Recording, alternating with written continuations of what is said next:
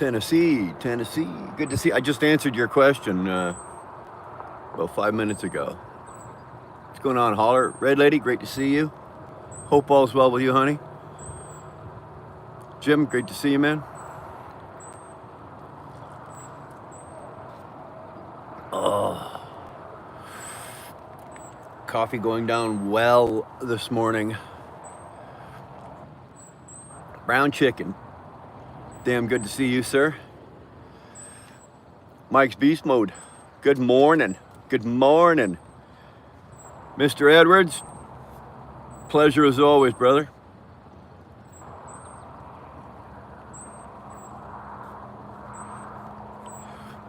There's a bit of a breeze going on right now. Is the mic picking that up, or are you guys okay with that?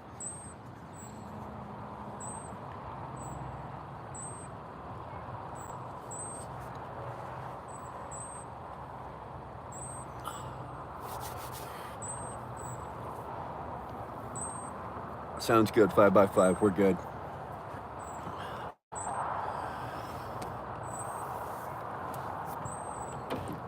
I was about to say it, everybody have a good weekend, but it's not you guys' weekend. I took a little break, as usual. Went and did some work. Got some time. Let's do a little of this and a little of that. 2-4 in the door. Good to see you, brother.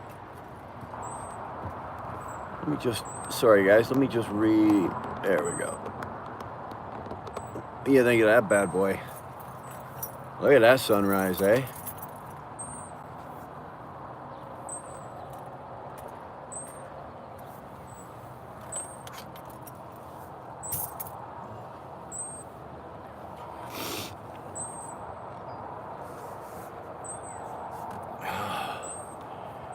Yeah, Red Lady, you're about an hour behind me, so yours is probably just hitting the horizon right about now. Oh, Tennessee, let me tell you. I've been off. I haven't been live in about 6 days, but the previous week I did 7 lives in a row, and 5 of them it pissed rain here. So, and then we had a couple of days of rain while I was off. And now, yesterday was our first day. It was like 25 or 26 degrees Celsius yesterday, which is warm, right? That's pretty warm here. And today we're going to be edging on 30. So probably like high 80s. I don't know what 30 is. I think it's about high 80s. But there's no humidity. No humidity. So it's quite bearable. And if right now we got a nice little breeze blowing in from the north, so it's got the air moving. So even at 30 degrees, like right now for me it's 7:15 in the morning, and I'm already 17 degrees Celsius, which is, I don't know, 60 something. So it's comfy. I had enough of the rain, brother. You can keep it. Buck Brownwood is up. Good to see you, man. From upstate South Carolina. I didn't think South Carolina had an upstate. I thought it was just South Carolina. Still at your mom as she recovers? Well, if she's listening, hello, Mom. Send all my love. I'm hoping everything went well with you over the last week. You got your boy there with you taking care of you, hopefully. Hopefully he's doing a good job.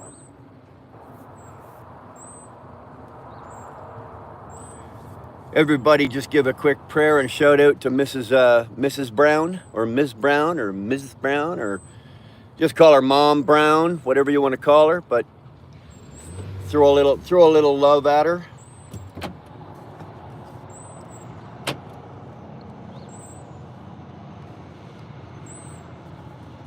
Oh, Red Lady, that sucks. You're already at work and there's no windows to enjoy it. That sucks balls. That sucks balls. P.U. Patel, good morning, sir. Damn good to see you. Yeah, it's gonna rain all day. Had to mow the yard in between. I hate mowing wet grass, even on a riding mower. Even on a riding mower, I freaking hate that, man. All you hear is fucking the blades just choking gag on it.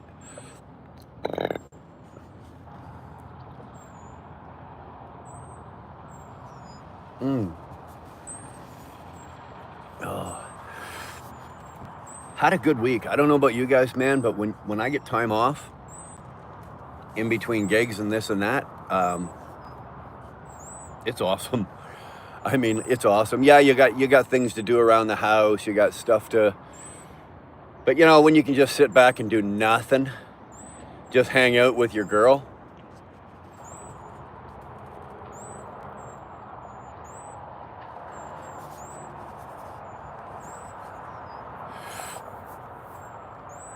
Quinn, good morning, man. Good to see you, brother. I'm just gonna grab another mouthful of coffee and light one. My name is Nobody. I tried calling you. You know what, dude? My phone number, if you've got my phone number, my number has changed. I've got an Alberta number now. I gotta figure out a way. My Wheelburner Express email, if you guys have been sending any emails to the Wheelburner Express, it got jacked, so it's a dead entity. I'm trying actually to recover it because there's things in there that I need, but unfortunately it looks like that email is going to be out of order. So and Nobody, I don't want you to put your email address up on the screen, because then you'll be getting a dozen random emails, or probably 2 will be sending you dick pics. Let me think about this. Because I do want to talk to you, very much so. You're on the mower now? Random, you must be very rich. No, I'm not very rich. Not financially.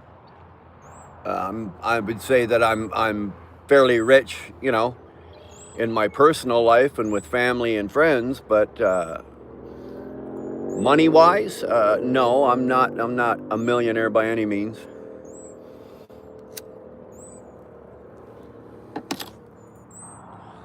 And even if I was, I'd still be doing this. Yeah, it makes your yard look awful. I don't have anything to do till Monday. Thank the Lord I needed a little break. There you go.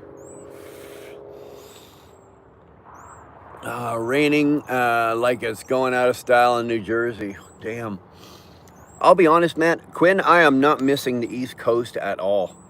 Not a single bit. I'm not missing Ontario. I'm not missing running freight down into Jersey, New York, you know, Baltimore, Maryland, all that kind of shit. I am not missing that a single bit, man. The West is where it's at, let me tell you. Speaking of that, Crystal's out from Utah this morning. Good morning, Crystal. What kind of weather you got in Utah? Hopefully you are toasty warm. This morning sucks. Drove 150 miles to lobster delivery only to be told 30 minutes before arrival that they're not working today. Try again tomorrow. Oh, Jesus Christ. I truly hope, dude, that somebody's paying you. There's got to be some money somewhere in there. Hopefully you're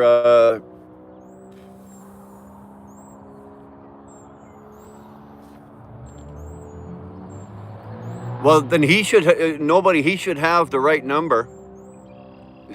Steve's got the new Alberta number.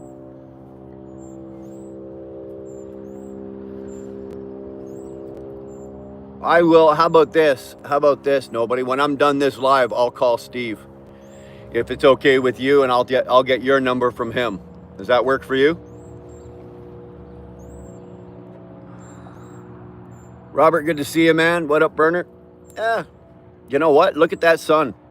Watch that sunrise coming up. We're just killing it this morning. I've got a 360. You can't see it, but I've got a 360 view of blue sky. It is gorgeous.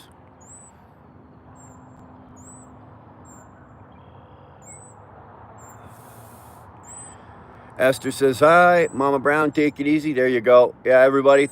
Thanks for the shout outs to Buck's mom. Guard Dog, good to see you, man. How the hell you doing this morning, brother?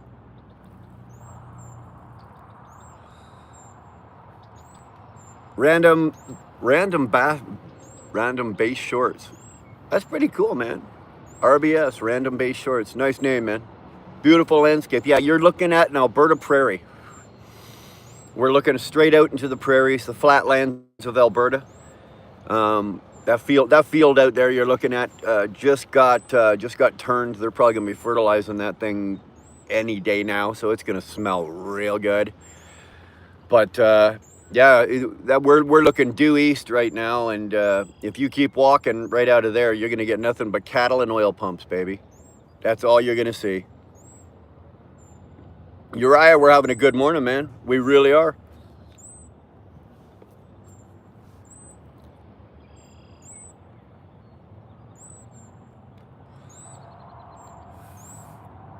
Everyone's saying hi to Red.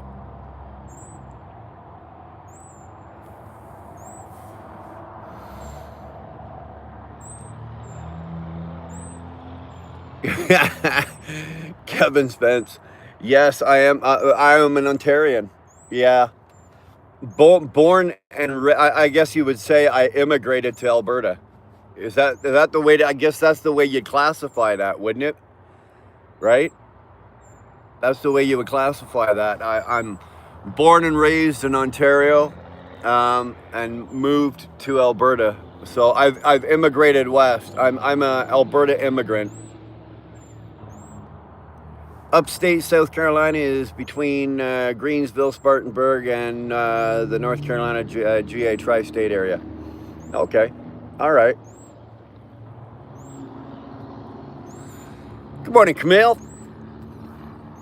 How you feeling this morning, brother? How's the legs doing? You all right? Hope you're all right, brother.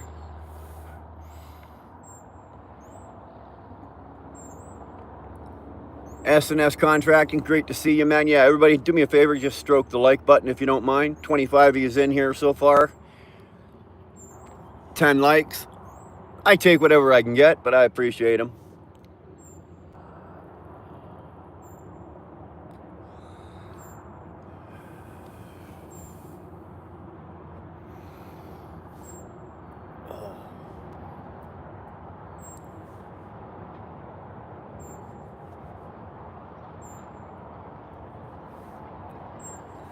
No, you're right. The cigars are on hiatus right now. They're on hiatus right now, primarily because the new teeth are coming, and when I smoke a cigar, I puff so hard on those. After a whole day of smoking cigars, it actually, because of the suction, it actually makes your gums swell. And I was smoking like cigars so hard that when I started to go for my fittings for the teeth, for the plates, the original mold was fine, but then when I went back a second time, the mold was off, and it was because my gums.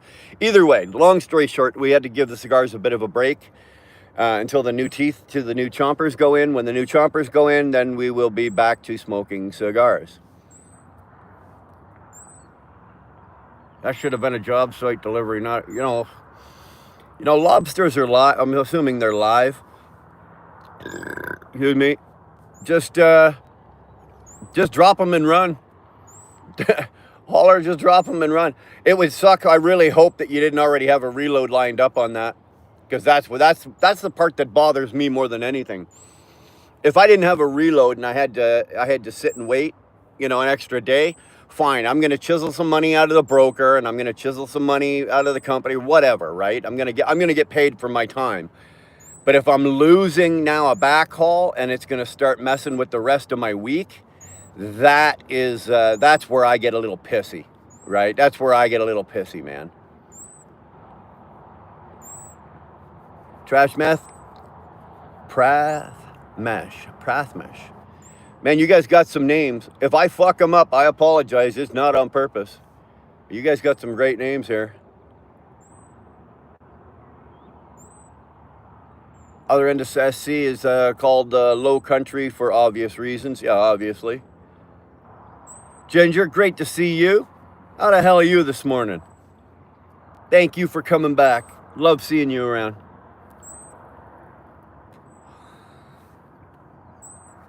Where are we from? Well, I'm in Alberta, Canada right now. We're Canadian. I say we like there's 5 of me sitting in the car. There's only 1 of me sitting here, and I am Canadian. I'm out in the second last western province of Alberta, and we're sitting right now in the south end of the province, southeast end of the province.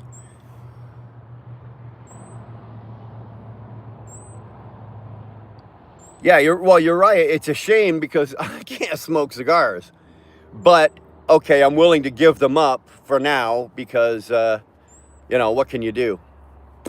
You got to stop. Because obviously for medical reasons. For what you pay for these teeth, for the plates, and for all the work and everything, like you don't want to fuck it up. It's got to be perfect. You know what I mean? If it's off by even millimeters on anything, you're going back 300 times to get them fixed and adjusted and everything like that. Lobsters lobsters won't ship on a step deck. I've shipped just about everything on a step deck. I don't think I've done lobsters though. I've done chickens. Just about every type of fruit, vegetable, anything you can bag, I've done. No lobsters.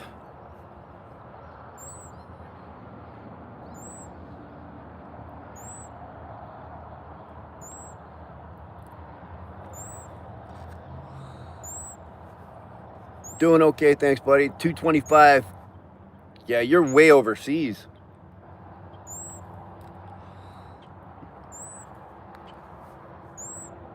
Face reveal. Oh, the face will come. The reveal will come. You know what?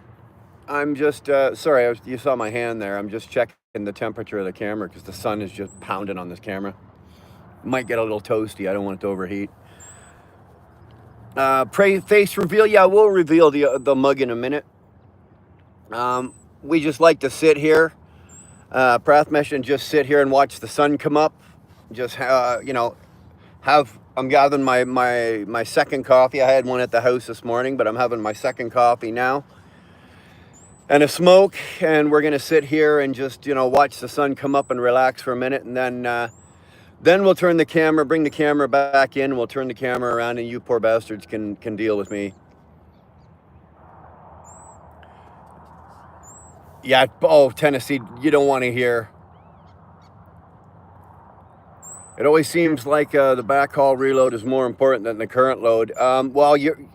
If you're an owner operator and say you're doing your own loads, you're an independent, a lot of these guys got their whole week planned out, right? So they leave the house on Sunday, or they probably loaded their load on Friday. They went home or wherever, and then they do their reset.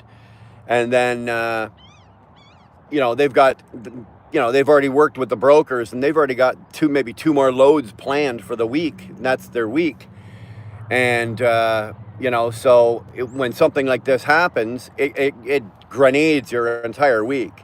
It absolutely does. There's nothing you can do about it. Yeah, back to Tennessee. Yeah, they are. And no, my benefits don't cover any of it. Right, so it's out of pocket for all of it. And even you do your research, and you do this and you do that, but even I was like, holy shit, like the price of this, you almost want to sit there and go, is it worth it? I've been a year and a half now without them, and I'm getting by just fine. I can eat everything but corn on the cob, for crying out loud, right? Or actually, like, the other thing I'm really looking forward to is taking a bite out of an apple. But eating corn on the cob or taking a bite out of an apple. But other than that, man, I can eat anything. I can, whatever. So I almost sit there and think, like, is it worth it? But when I've been going, like yesterday, I went for my last fitting yesterday. So then the next time I go in, I'll be getting them, and they'll be mine. But we went in yesterday and had the fitting done and everything. The first time you put them in after about a year and a half, and you smile and you go, holy fuck. Wow, that's what that's supposed to look like, right? That's what it's supposed to look like. So, yeah, it's pretty cool. But the bullet you have to bite, let me tell you, man, if you get the I didn't get like the implants and all that, but a full set of implants in Canada, or you can go if you get the high end top of the line. It's like you're driving a car for Christ's sake. But if you get the high end top of the line, you're upwards of fucking like 55,000 bucks. That's the top of the line. $55,000 for teeth. For $55,000, I better be coming out of there a lot happier than just having teeth. At your place, the sun is just going down. Well, where are you? You don't have to tell us the town or the city or anything, but what country are you in? Thank you, Red Lady. Everybody hit the like button. There we go. So now we are bastards? No, well, you guys, you can take whatever you want from that. I use the word loosely, term loosely.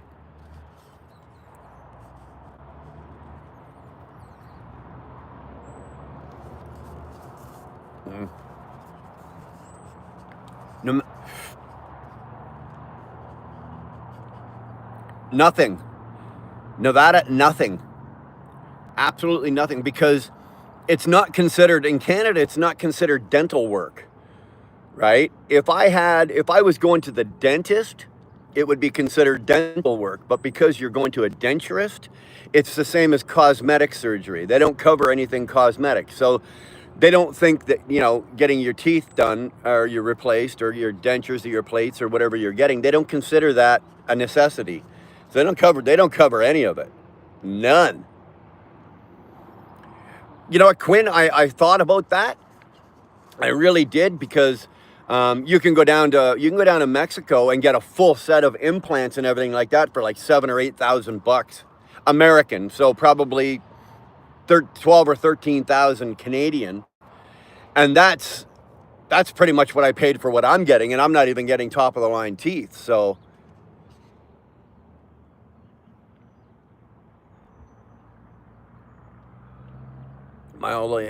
man, I wish I was doing that. Would I make you a moderator if you donate? No, probably not. I appreciate the thought, but the moderators on the channel, there's 7 moderators on this channel, and only 7 for a reason. But if you donate it, I don't keep the money anyway. It gets donated. It gets passed on. Any money this channel makes, it gets donated immediately. Here for a teeth, I should pay $1 million, I swear. Well, 15 million. Well, it feels like that when you're cutting the check, let me tell you. And at least in some instances, in some cases, they'll take a payment plan.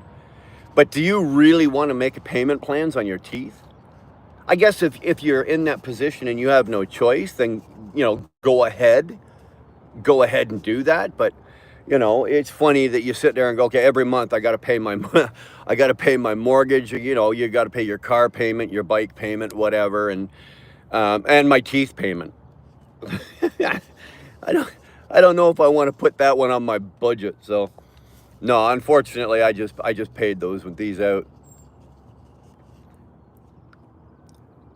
David Bender, good to see you, man. I know a lady down in Wisconsin. She's a nurse. She does dental work down in Mexico 10 days. It's part of her work program. She helps out with the x-rays. Yeah, there's a lot of people. Yeah, exactly. You're right. You'd have a repo man. You miss a payment, they come take the teeth right out of your mouth, right? Mickey Michael, a complete joke? A complete joke? What's a complete joke? You, me, the stream, the topic? What are you talking about here?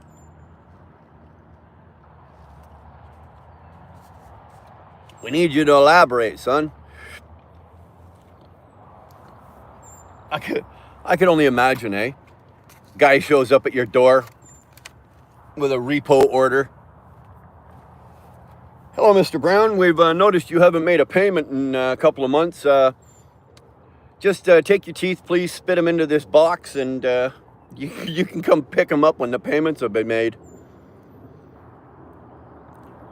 Makes you want to be a dentist. Well, here's the fucking thing. Every time you go to the dentist for just a checkup, right? Just for a checkup, Okay, the dentist's name is on. And I'm talking Canada here. I can't speak for the U.S. for what you guys are doing, but excuse me. Um, you go to the dentist, you get a checkup, right? You go in, you sit down, and then the dental assistant or the dental technician, she comes in or he comes in, and they start doing the mouth cleaning. The dentist comes in the last 5 minutes. You open your mouth, he pokes around for a minute or two, he looks, he asks her a couple of questions or him a couple of questions, and he's gone. I've never had a dentist actually do work on my mouth, with the exception of when I had some of the teeth pulled out. Other than that, it's always done by a dental technician or a dental, whatever you call those. And the dentist is making what, 300, 400,000 a year. And yes, the guy comes into he comes into the room and he spends maybe 5 minutes with you. I couldn't even tell you my dentist's name, for Christ's sake. Really.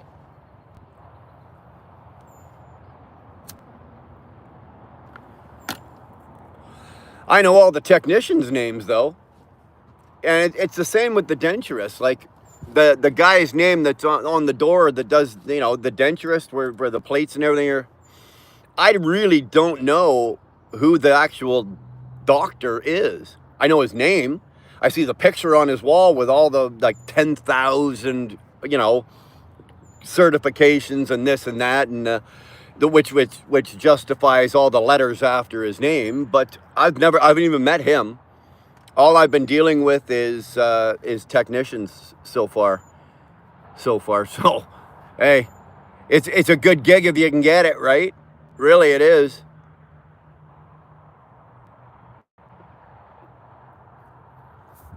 Can you imagine my mouth full like my pockets from now? Everybody's having economic problems.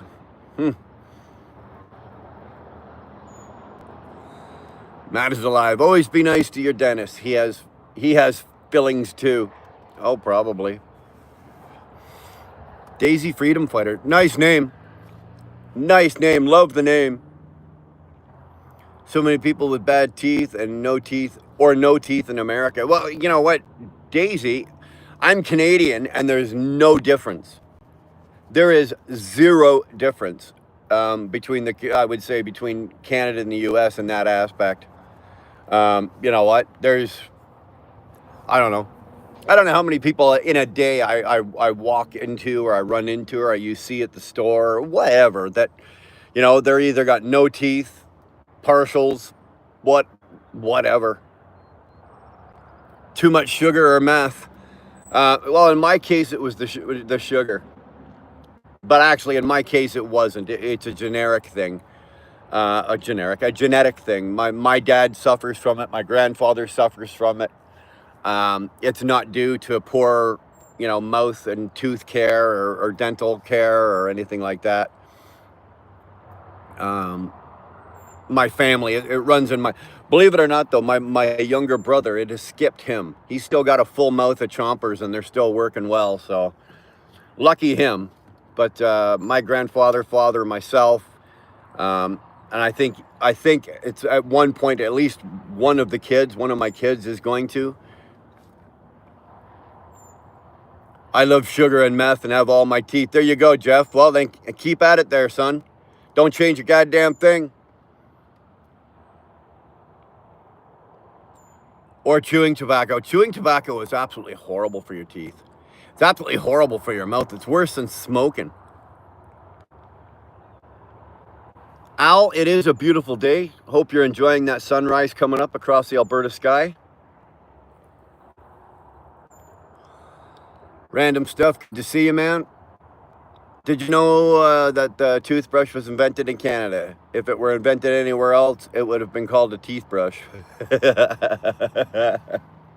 That's actually funny as shit, man. I don't know if you're right or not. I don't know if you're just putting that up for joke's sake, but it's pretty funny. Good job. We got to laugh.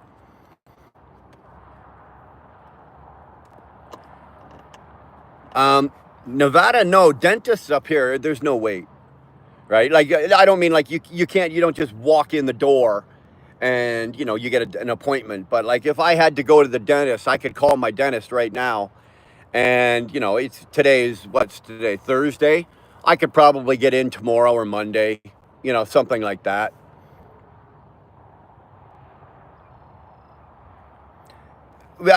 Curtis is right. Curtis is right. If you've got private coverage, you can get in almost immediately. But even still, even without private coverage, you're not. It's not like waiting for hospitals or doctors or anything like that. There's no. Yeah, we can get you in. July 2029. Nothing like that. You're in a couple of days. And again, in Canada, I don't know how it is in the U.S., but if you've got a real, and there's certain ways to circumvent the system, right? So if you've got a real serious problem with your teeth, something's happened, you've taken a shot to the teeth, whatever. If you go to the hospital and check into the emergency, they have dentists on call there as well, so you can kind of get around that depending on the nature of your emergency. But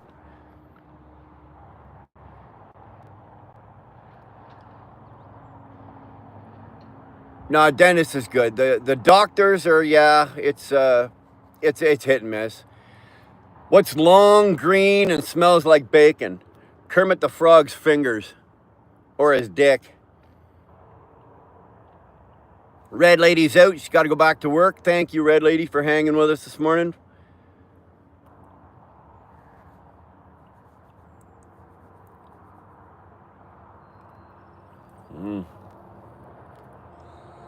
I have no idea where the toothbrush was invented. It's fill in the blank.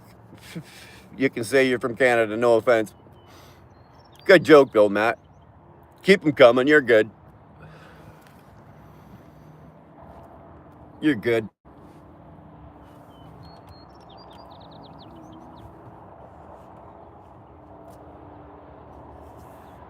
You know when you get a coffee and it just doesn't stick. It's like, oh, there's something. It's good coffee. It's Tim Hortons coffee, but it tastes good. But it's just not.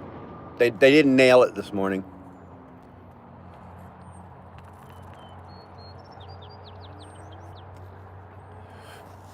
Just been on the phone with the better half. He's at appointments today and says he will check in with you later.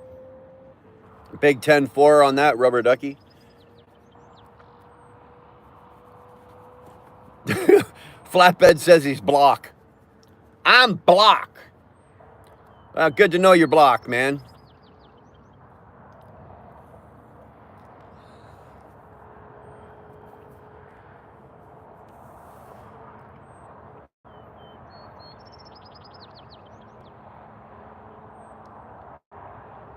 Thank you, Buck, taking care of that. Jesus said to her, I am the resurrection and the life. The one who believes in me will live, even though they die. 26, and whoever lives by believing in me will never die. Do you believe this? Do I believe that, Randy? Unfortunately, I don't. But if you do, that's good. More power to you, sir. I am not a believer of the Bible or the faith that comes from the Bible. But anybody that does, or if that is your way of life, I absolutely 100% respect that. And I thank you for your comment, because there are other people in here that do believe that. So, you know what? I have no problem whatsoever with you posting something like that, and I appreciate that. Thank you. A&W Coffee is great coffee. A&W Coffee. Curtis, what's the matter with you, dude? Something wrong with you. If I have to drink like shitty coffee, not shitty coffee, but if I have to drink like store-bought coffee, it's Tim Hortons and McDonald's. I'm good with either of those. I'm not buying A&W. Well, I've had A&W coffee, and I can tell you honestly, it's horrible. Joanne, good to see you. Joanne Collins. Did you have a name on the CB radio? Yes, the name of this channel.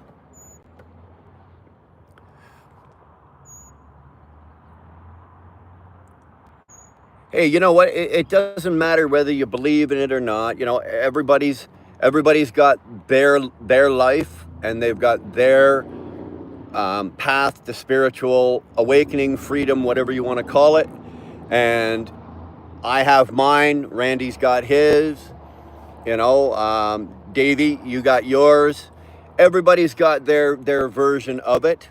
And I think the most important thing here is that, you know, everybody gets respected, and yeah, just respect. I respect your faith. I respect you're entitled to that, and 100% entitled to that. And if that's what works for you in your life, then you know what, man? Absolutely, you keep doing what you're doing. I've got mine, and it works for me.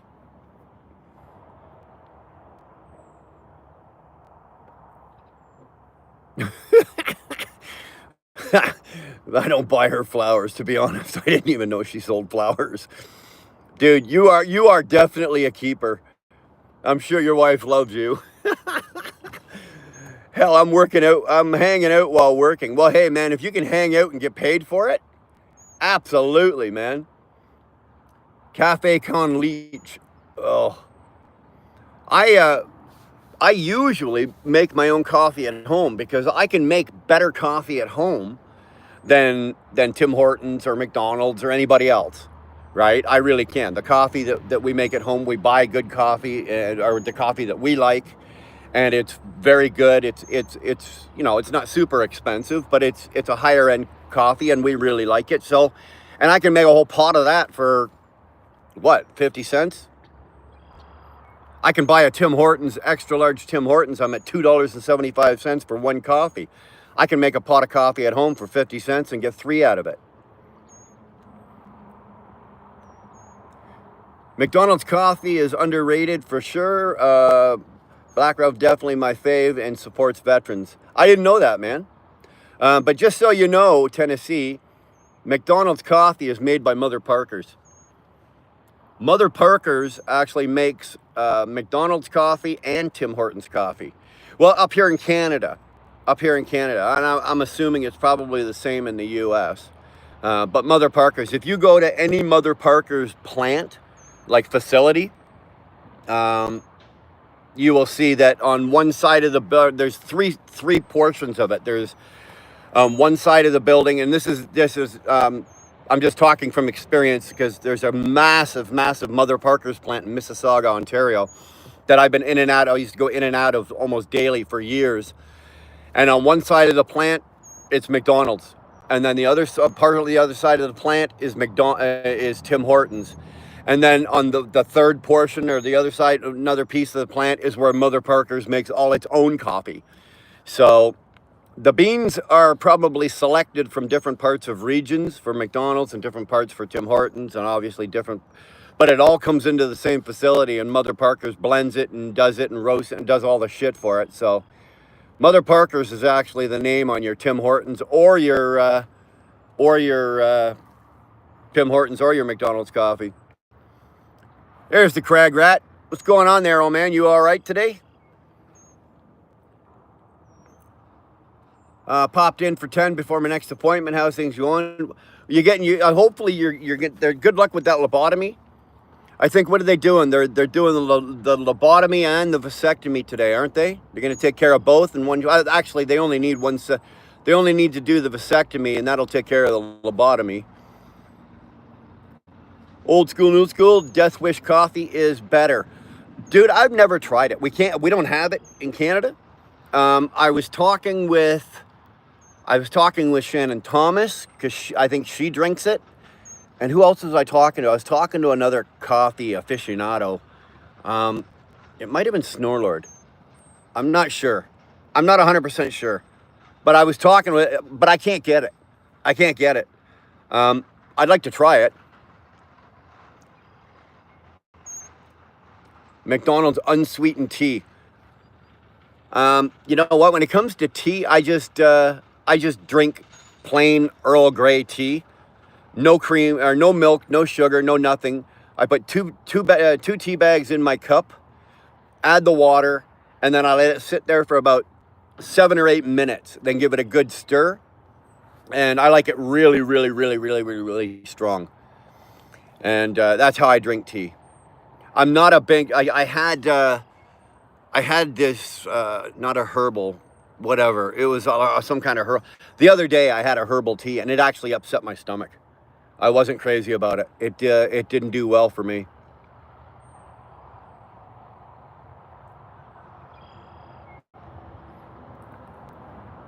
Wawa coffee is really good too.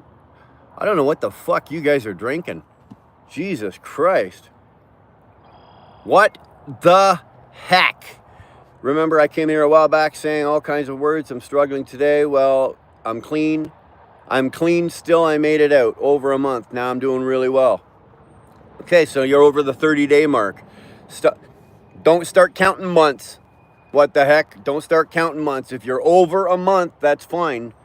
But let's just say you've got a month and a week, so you're 37 days. Keep counting the days, brother. Keep counting the days. The days are more important than the months. The month looks good and it feels good in your heart and your soul, but every single day that you're clean and sober, that's another day. The days will eventually add up into months, and then once you get enough months, then you start counting the months, right? Okay, now I'm 5 months, I'm 6 months, I'm 7 months. But at your point right now, keep counting days. The best way to do it, man. Congratulations, man. And if you're struggling, just keep doing what you're doing, right? Do what's in front of you today to the best of your ability. Clean your slate and then move on. Do not move on to the next thing that's going on in your life until you've taken care of what's in front of you at that moment.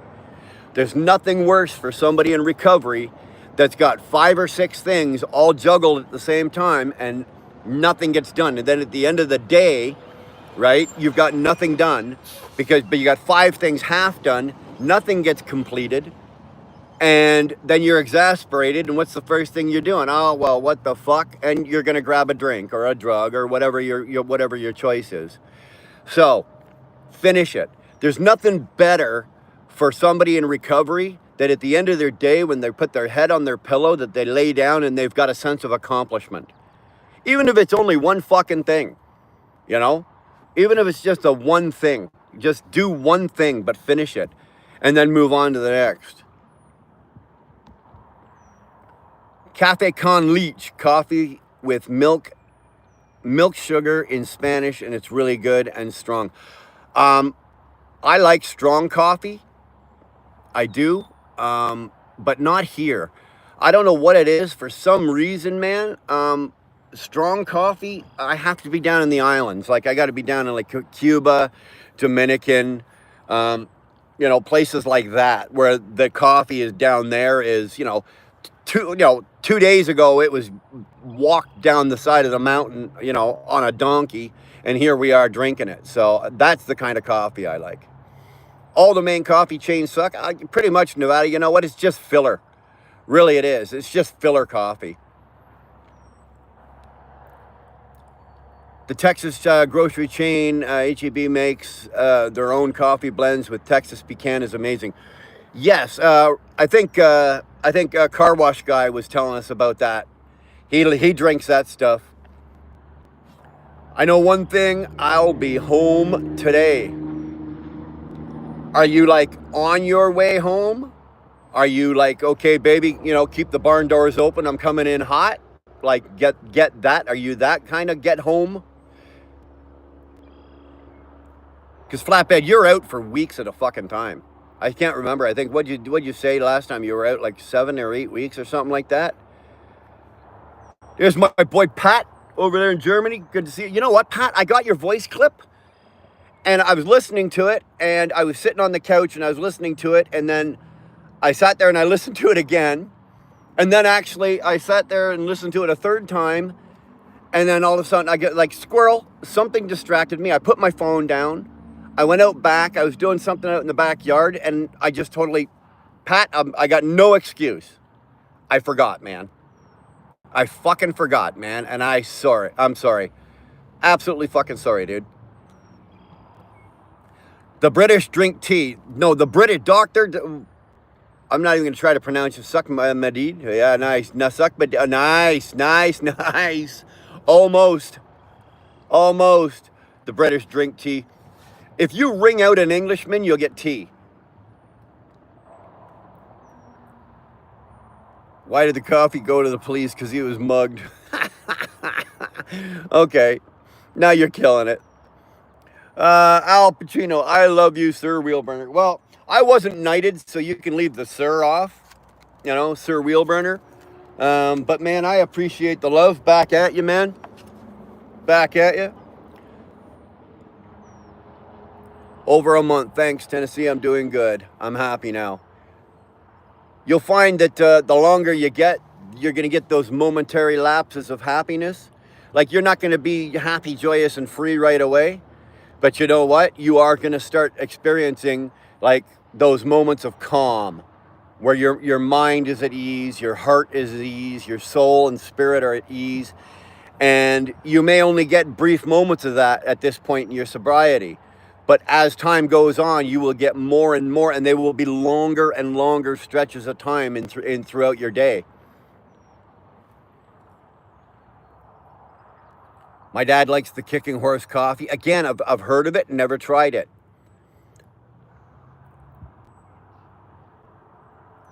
Was the coffee even better? Was the coffee even better in Quebec since the French know coffee? I don't think the French know coffee. They know wine. I don't think they know coffee. Unburnt and not grounds. Unburnt and not grounds is my favorite. You know what? I've ground my own coffee. Like, I've bought the beans. I've always bought them roasted. But I've bought them and I've ground them myself. You know what? I'll be honest, it's just easier just to buy it the way I like it. Or what I've done before is I've bought the beans and then you can take them to, well, I haven't found a place here, but you can take them to a place and they'll grind them for you to the particular, like however fine you like it. I like a fine coffee, like my coffee grounds. Ernie, there you go, buddy. Good to see you. Damn good to see you. Hopefully you are well. I've been watching you, and but I haven't been in you, or I haven't been participating for obvious reasons. I'm just trying not to attract any unwanted attention to your channel, sir. So don't think that I'm not watching. I am, Ernie, and I just want you to know that. I appreciate what you do out there on the road, and I appreciate the live stream that you put up while you're working. Just know, though, like, I'm watching, but I just don't participate and say anything because I'm just trying to avoid any unwanted attention to you. My respect to you, Ernie. I told my wife that her underwear is way too tight and revealing. She said, then wear your own.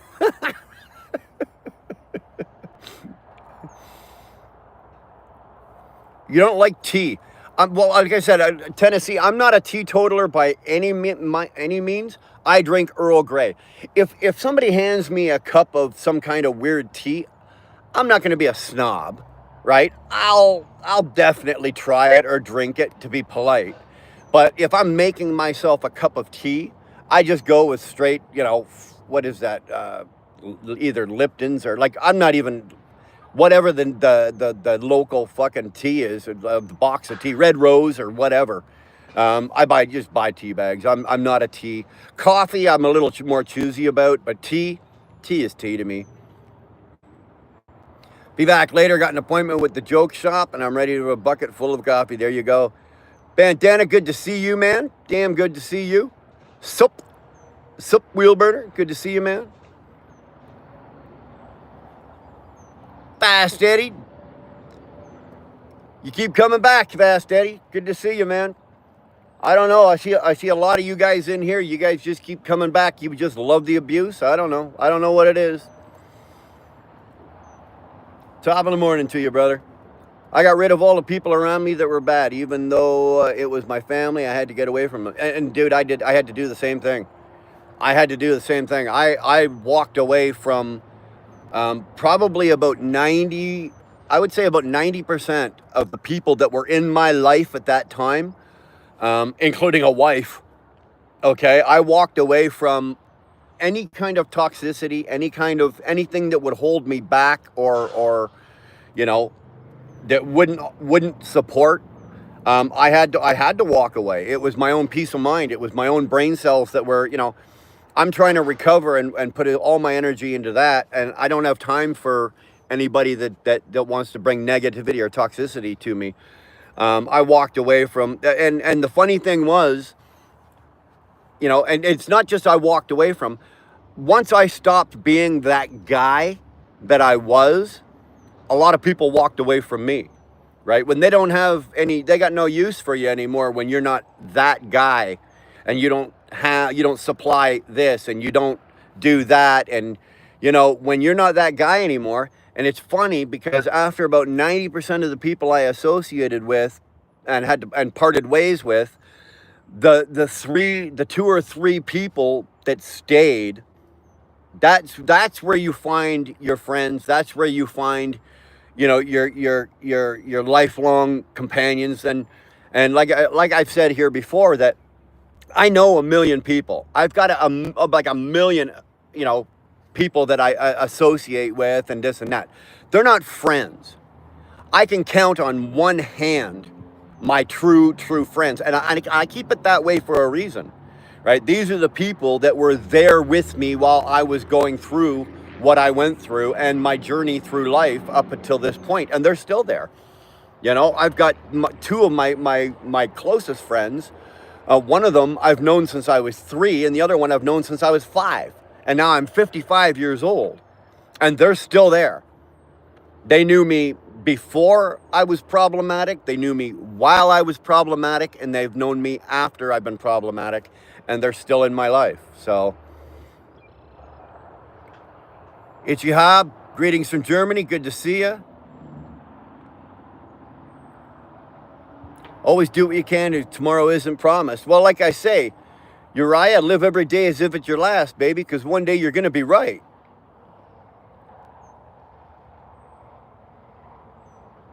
Not easy. Oh, but necessary. Sometimes I learned it the hard way myself. We all did, man. If anyone is bad for you, it doesn't matter who they are. They just need to go away. Agreed. Old school. Agreed. If they're there for any reason other than to help you or support you or just to be a good person in your life or be a positive force, if they're there for any other reason, that means they're leeching. That means they're draining something out of you. And brother, you don't need that. You don't need that. Colonel Lloyd from Liverpool, UK. Okay, there's 2 Englishmen for sure checked in.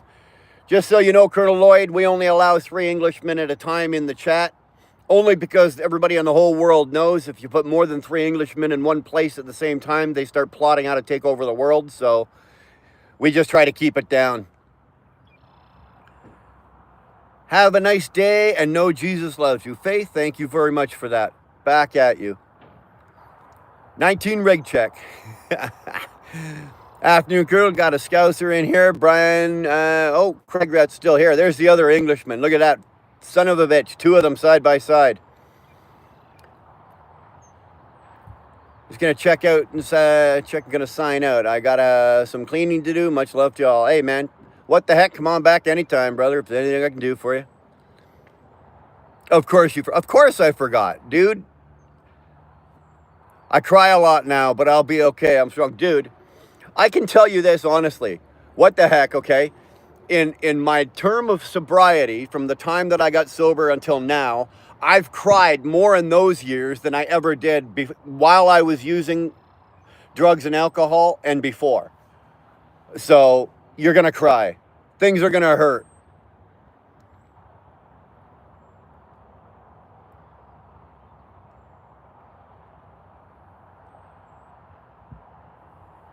Chai, I should try chai. No, I'm not.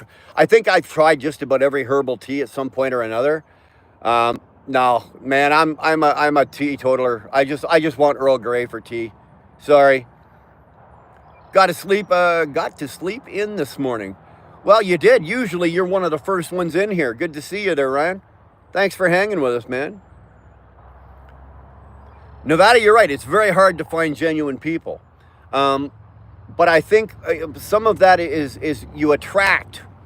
You know, if you look around and you're surrounded by toxic people and you're surrounded by negative people or draining people, some of that could be you. I know from personal experience, part of it was me, right?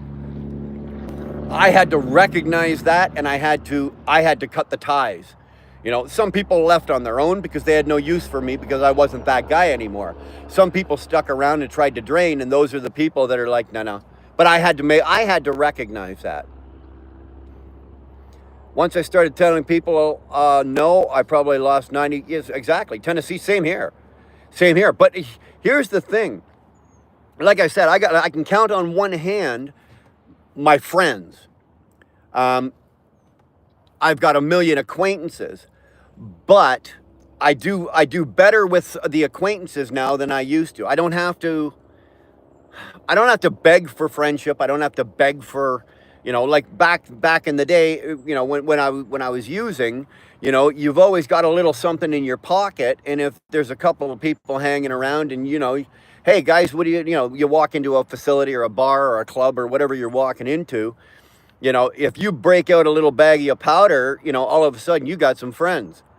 And that's not how you get friends, because as soon as you run out, they run off. Camden CPAC, good to see you. Me again, fourth time seeing you at least. Well, hey, come on back tomorrow, you'll get a fifth time. What the hell? I lost all my so-called friends due to narcissistic arseholes, so I realized they weren't true friends. Well, that's exactly. Again, for me, I had to recognize, right? And I had to realize that I don't need to be needy. You know, I don't need to have 1,000 people around me. I don't need to be at the center of that attention. I don't need to be that guy. And I'm not that guy today. You know, yes, I like to have a good time still. And yes, I like to be, you know, if there's, you know, you're in a room full of people or you're at a barbecue or whatever, you know, people get loud and rowdy and have fun. Sure. Do I enjoy that? Yes. But do I do that and stand there and do this and do that? And do I have to be the loudest one in the room? Or do I have to be the one that's always talking? That would be the other thing. And it was told to me that, you know, it's usually the loudest guy in the room that's got the least amount to say, you know, and that was me. True friends show up when you don't think you need them around, but they're still there anyway. You're right, and you're right. Like I said, and the friends that I've got today, I can pick up the phone and make a phone call and call Kelly right now and say, I need you here. And he wouldn't even ask why. He'd just grab the shovel and he'd be on his way. That's it. You know, and I would do the same for him. That's a friend. You know, same with Jer. Same with Mike. Same with the other Mike. I got two Mikes. But these are the types of people that, you know, exactly in time of need, if you pick up the phone, they're not asking, oh, why, what's wrong? It's like, I need you. I need this, or I need help. And their response is, where are you? On my way. And I would do the same for any of them as well. That is a friendship. That is friends. That is brotherhood. I never had that, even though I was part of a brotherhood. I didn't have that even in that brotherhood. I have it today. And of course, we've all got our shovels, you know, sitting at the back door waiting to be used.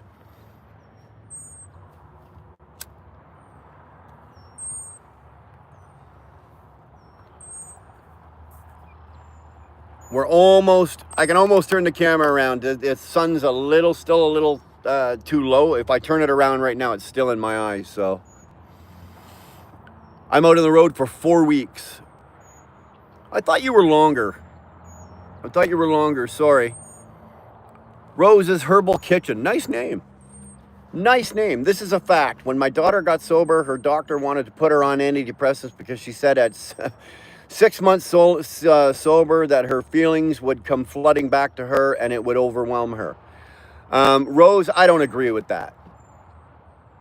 I do not agree with medical intervention in for that, unless your daughter has a history of wanting to hurt herself, harm herself. Then maybe a little medical intervention might be.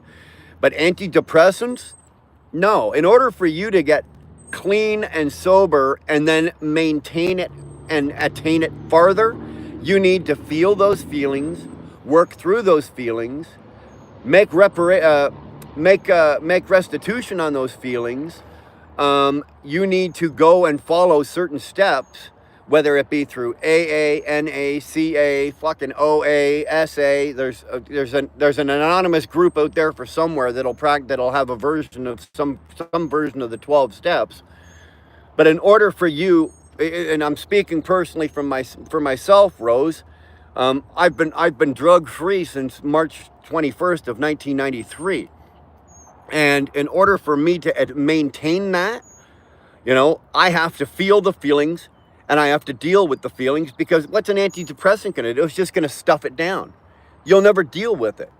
It'll always be there. Then at some point or another, you're going to have to look at that. And what can you do? Right? What can you do if you're on antidepressants? Not a whole lot. I'm not a big fan of the antidepressant or that route when it comes to recovery from drug addiction or alcoholism. Now, that's not to say that I don't agree with antidepressants, for certain others, certain other areas of people's lives that say people do not, say they're not a drug addict, or they're not an alcoholic or anything like that, but they do suffer other symptoms. Is medical intervention can be used? I have no problem with that. But for alcoholism or drug addiction and recovery, and if you want a true sense of recovery as your journey goes on, you can't have anything that's going to alter your state of mind. That's why you drank, or that's why you used drugs in the first place. State of mind. It's all state of mind. You're not happy, or you're not satisfied, or you're lacking something, and you're using drugs or alcohol to fill in those gaps. And eventually those gaps, that drug or that alcohol, take over and more than fulfill the gaps, and they take over everything else.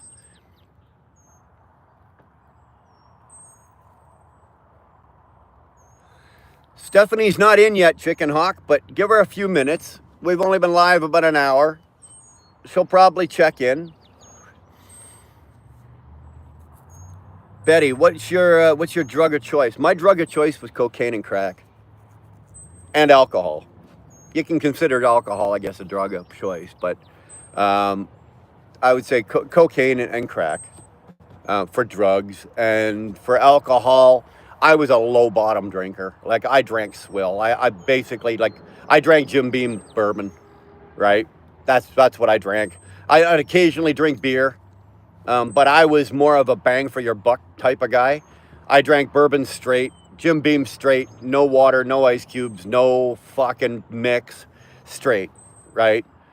To me, adding mix to Jim Beam was in my eyes, that was alcohol abuse. Fuck that. Give me the alcohol, right? I'll show you what to do with that. But yeah. Cocaine. Have I smoked a Blue Mountain cigar? I have not smoked a Blue Mountain cigar.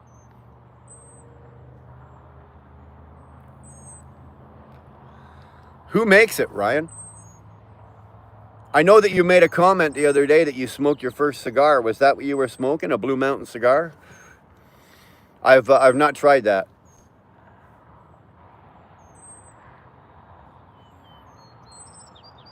What?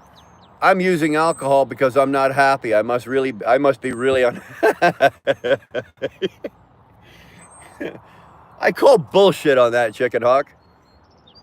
I call bullshit on that. I think you use alcohol because you just like the alcohol. You like the flavor. You're a flavor connoisseur. You can call me anytime. I'll show up with 5 pigs in a trailer. I will make sure they are hungry. Attaboy. Attaboy. Yeah, I'm pretty sure I could call 2-4 and just say, bring the pigs. He wouldn't even ask why. He'd just cart them up and bring them over. Cuban Havana. Patrick, you know what, man? Cuban cigars are overrated, man. They are.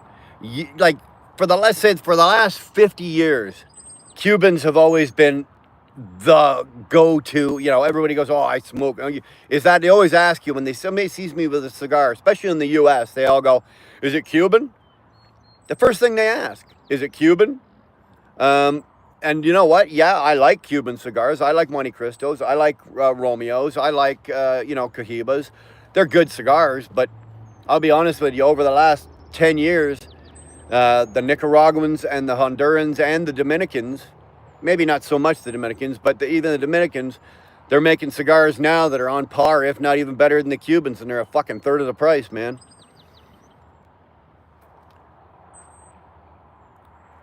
Was your withdrawals like coming off coke and crack? My withdrawals were horrible.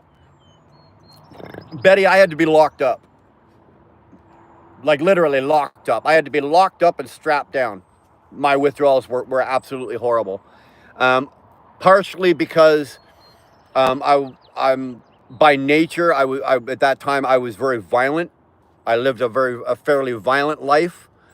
And physically, at that time I'm still the same height, but I was about I'm 6'2", and right now I'm 225, 230 pounds, but back then I was about 205 pounds. So I was a bigger guy. I was physically fit. I could wreak havoc, and the withdrawals were so bad for me that I was locked up and tied down, and literally I had somebody beside me at all times taking care of me while I went through the withdrawals. And I won't describe, all the gross parts of that, but it all happened, and it was fucking horrible. It was absolutely fucking horrible. I don't wish it on anybody. Well, I do. There's a couple of people I would wish that on. I don't like them either, but I don't wish it on anybody, really. It was bad, but it was a necessary bad. It really was. What you doing, Don? I'm sitting here. The sun is just about out of the camera, and then we're gonna bring it in a minute. We'll turn it around, and we're just talking about a little life. We're gonna talk about a little bullshit. We're gonna talk about a little of this, a little of that, whatever if you've got an interesting topic you want to talk about, throw it out. Acid Rain are amazing. So are the Dutch. Oh, the cigars. So are the Dutch. I've been smoking more cigars here recently. I've not tried any of the acid cigars, any of them. I don't know what it is, Uri. I'm the same way with food.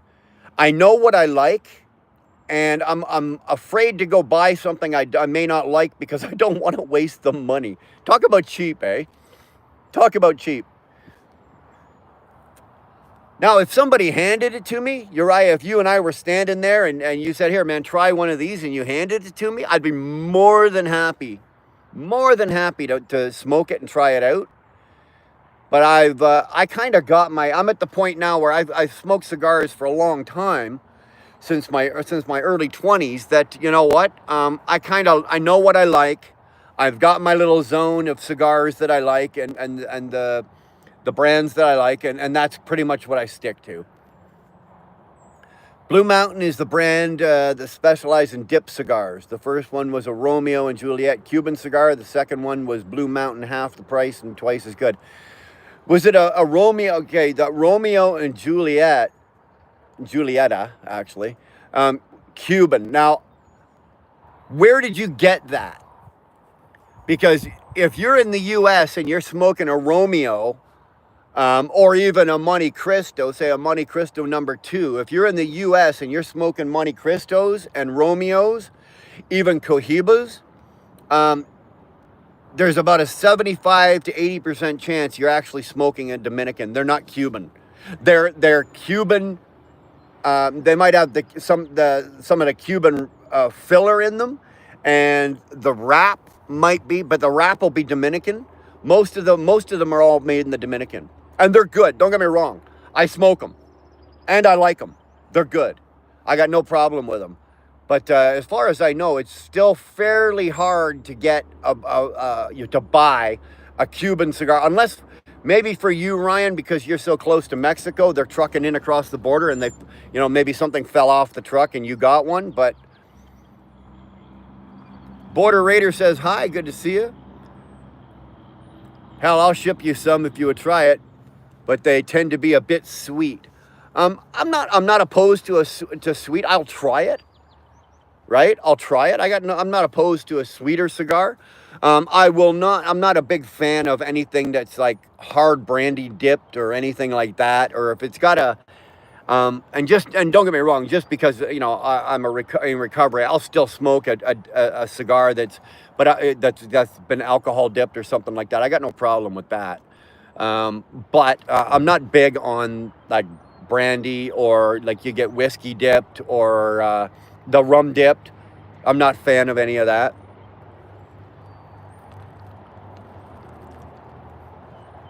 We're going to pause for station identification while I get some more coffee into me.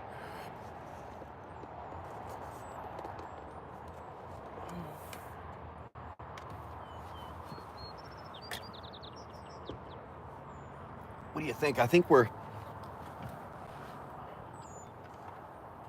good. Let's take a little look here. The camera's gonna jiggle, so just hold on a minute. I'm gonna bring the camera in and we'll turn her around. Here. Take a look outside my... You can't even see it with the sun. Anyway. Got a nice crack in my windshield. You guys look at my crack.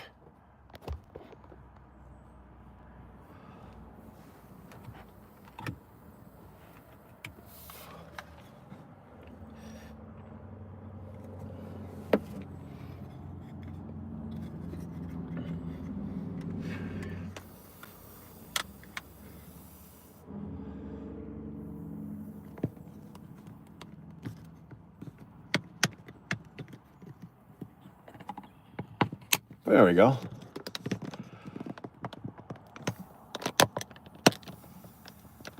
Oh, might be too high. Hold on. It's such a professional operation, eh? Only the best for you guys. We run a high-end operation here.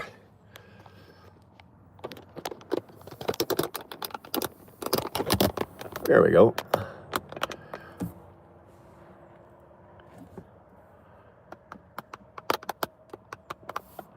I don't believe they have anything to do with the alcohol, only that they make an old-fashioned taste cigar. Old-fashioned taste better.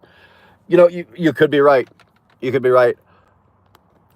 I am, for cigars, I am one of those guys that I like more of like the earthy flavors in cigars. I don't know if you know what I'm saying when I say that. I like the earthy flavors. You get like wood flavors and burnt flavors, and like when you get charcoal flavors and stuff like that blended into your cigars. That is what I like a lot. That's what I like. It said Cuban on it, but to be fair, the first one came from a liquor store, second one at a tobacco shop. It might say Cubano on it. It'll say maybe say Cubano on it.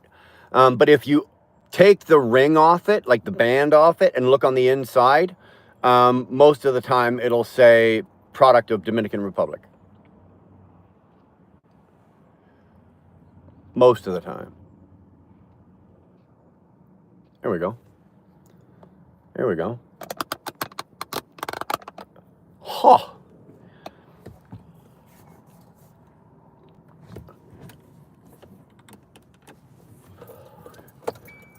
I gotta open windows. Dude, it is frickin' hot out here. I'm at 24 degrees Celsius. What you guys call that in Fahrenheit? I don't know. I call it frickin' toasty.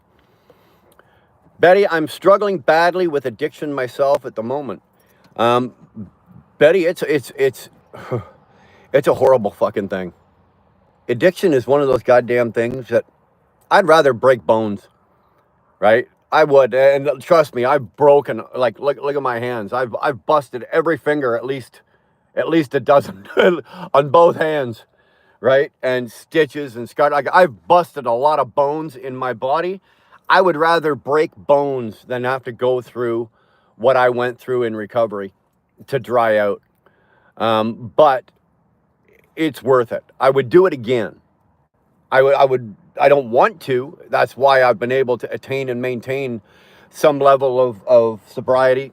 Not some level. I've been able to attain and maintain my sobriety. But sobriety with drugs and alcohol is two-part, right? You can be drug free of the body and drug and alcohol free of the body, but you can still have a lot of the, they call them isms, right? A lot of the traits that carry on even though you take the drugs or the alcohol out. And it's those traits that you need to retrain yourself or reteach yourself, or you get guidance, you get help, and you work through those, and that is how you attain some kind of peace or tranquility in your life. It's not done just because you take the drugs or alcohol away.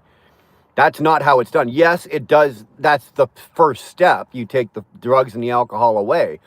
But this, that's, if you look at any 12-step program, that's the first step. The remaining 11 steps are starting to live with being drug and alcohol free. Not easy. The first part is sometimes the easiest part.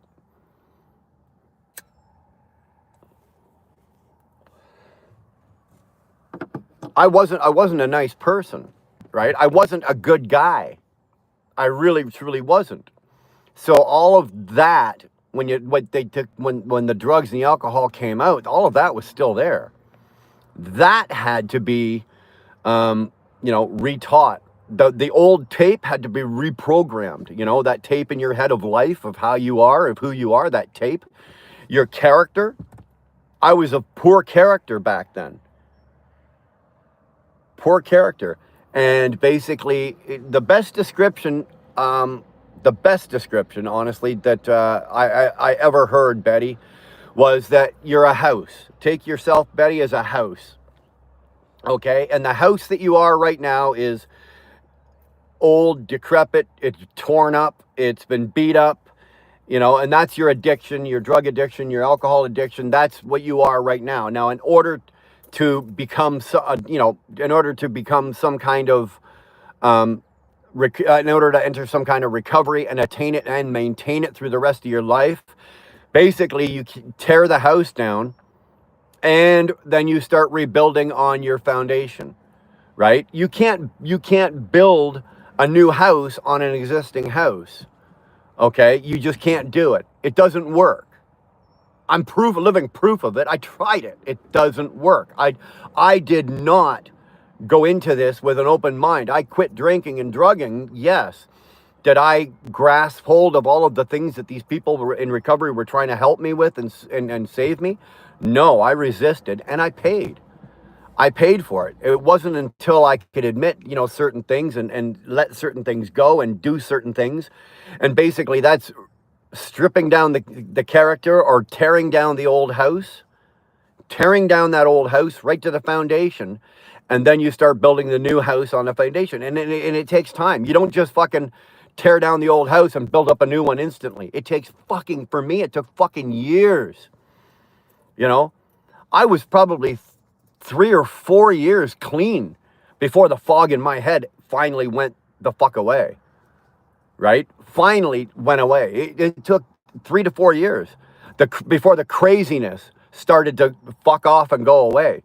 And that's only because I just finally had enough. I couldn't take anymore, right? The mind fucks, the pain, all the shit that you live with, man.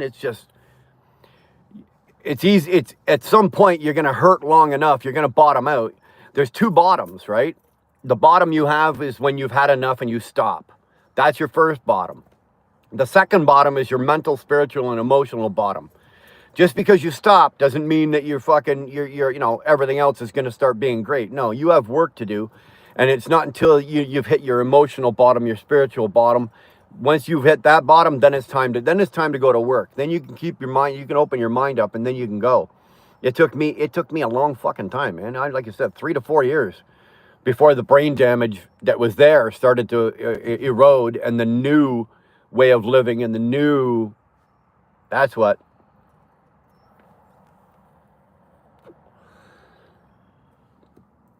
Did drugs cause you to lose your teeth? Nope.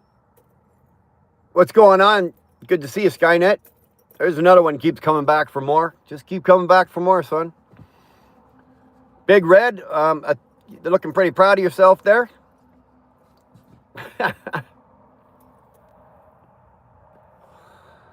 There we go. Chicken Hawk took care of Big Red. There we go.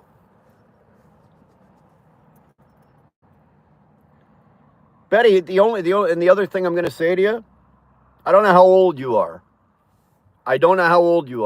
I was fortunate. I'm 55, but when I got clean and sober and I finally had enough, I was early 20s. And at that time, it was very rare in like the early 90s. It was very rare for somebody at my age to be coming into recovery. It was. Most guys are in their late 40s and 50s. You know, they lost their dog, they lost their house. They're great big huge fucking guys. They've been drinking for years. They got kidney disease, liver sclerosis, all that kind of shit. I didn't have that. I was a wreck, busted, absolutely fucking busted from head to toe. But I didn't have that. I don't know how old you are, but I would suggest that you do it sooner than later. Excuse me, sooner than later.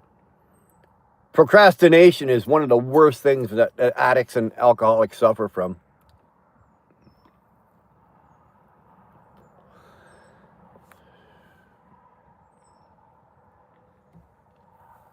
John Adams, happy Father's Day. Well, I don't think it's Father's Day, bro. I got enough kids, though. Believe me, I got enough kids. When Father's Day come, I get pounded pretty good. I'm 50 this year, been on the brown for 30 years. 50's not too late. 50's still young. I'm 55. I know people that are, they come into recovery in their 60s. It's never too late. At 50 years old, you probably got at least another 30 years of good living, right? Because this day and age, people live longer. So why would you want to forego that 30 years? Go get it. Go get it.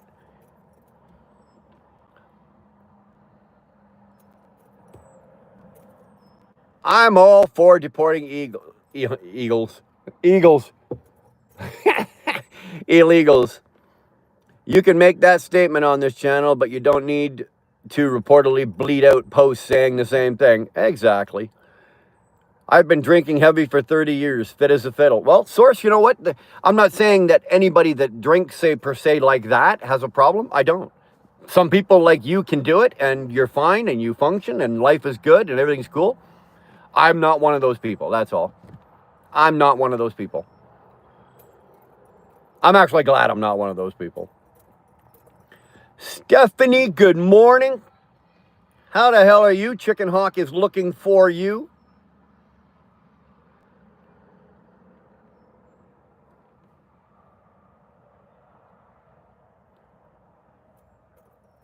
Hi from Carol, Jamie's mom, Carol. There you go.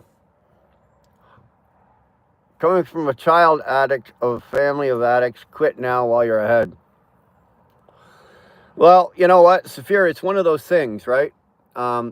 Grandparents were alcoholics. Both my parents alcoholics, although my father today is, I don't know, he's got to be close to 40 years, if not more, 40 years clean and sober. Now, my dad didn't have a drug problem. He was a boozer. But he's been sober. He's 80 years old, and he's been sober for probably 40, if not a few more years more than that. But my mom has suffered with it. Both, like I said, grandparents. It is a family thing. I believe it's in the genes. If you've got it, you've got it. There's nothing you can do about it. Crag Rat, I'm back. Been told by social services I need to go back into training. Any suggestions? prostitution. Prostitution. Crag Rat, get yourself out on the corner in a nice fucking, in a nice kilt. Make sure you get it on a good, nice breezy day, and hold your sign up loud and proud. You know, it's that one that you've got in the closet that says, I'm here, I'm queer, get used to it. Hold that one up. Prostitution for you, buddy. I'm 59. I traded weed for a drink 30 years ago. Feel much better. Sally, there you go. You know, at 59, good for you. It's a personal thing. You know, I have a very, very, very addictive personality, right? I really do. And it's one of those things that I've had to watch and moderate through my life, that just because we took the drugs and alcohol out of my life, and yes, I've got a journey now, and I'm on that journey, and I'm living my life, and I live by a set of principles. It doesn't mean that other things that come into my life, for example, like cigars, I'm addicted to cigars. I fucking love them. I absolutely love them. You know, are they good for me? No, they're horrible for me. Smoking good for you at any time? Not really. No, it's not. But it's one of those things that I have to watch, because, and I can do the same with food. I can find something that I like, and my personality, being the addictive personality that I am, I will zero in on that and make that the center of my attention and my focus, and that's all I'm going to do. And and at some point or another, it'll become unhealthy. What is the advice you can give a young men so they don't make that mistake? Love you. Have a good day. What mistake? You're talking drugs and alcohol? First of all, just don't do it. But stock videos, everybody's going to make mistakes. I will never tell somebody, don't do this. Don't do that. I would say to you, hey guys, don't do cocaine. Obviously, I would say to you, don't do meth. Obviously, that's a given. But I will never tell you what to do or how to live your life or anything like that. I honestly think that most of the best life experience I've ever had is that I try things. I try new things. So some turn out to be good. Some maybe not so much. But best advice is try everything once. Crag Rat, ask him if you can train to become an astronaut or a scuba diver. Trust me, Ginger Grace, if he's a scuba diver and he can hold his breath for more than 3 minutes or start breathing out of his ears, you will appreciate that. You really will. Chicken Hawk, I missed you all. So this is my fault, right? Because I haven't been live all week. Well, I took the full 7 days off, right? Usually I try to throw 1 or 2 in on those days off, but this week, no. So sorry, Chicken Hawk and Stephanie, you guys have had to be apart for 7 days, but we're back for 7 now. So you guys can rekindle that flame. And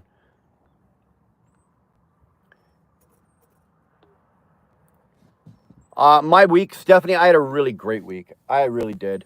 I got a lot of good constructive shit done. I got some hang time. Obviously, anytime I get to hang out with my girl and just go around and do stuff and look at this, mountains, whatever, go drive. Both of us love to get in the car and go drive through the prairies.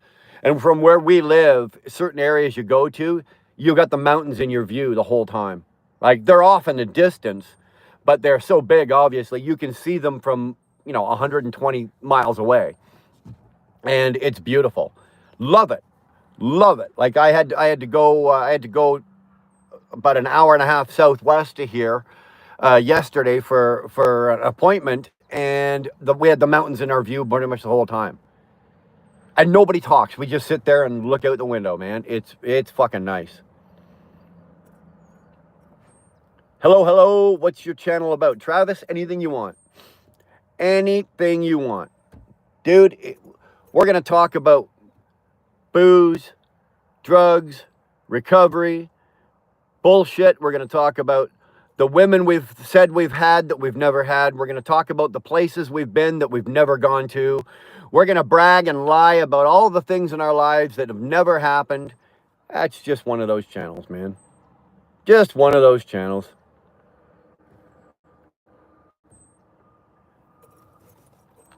I'm happy for you, but you have to stay on top of everything and be conscious of the moment. Sally, that for me, that is very important.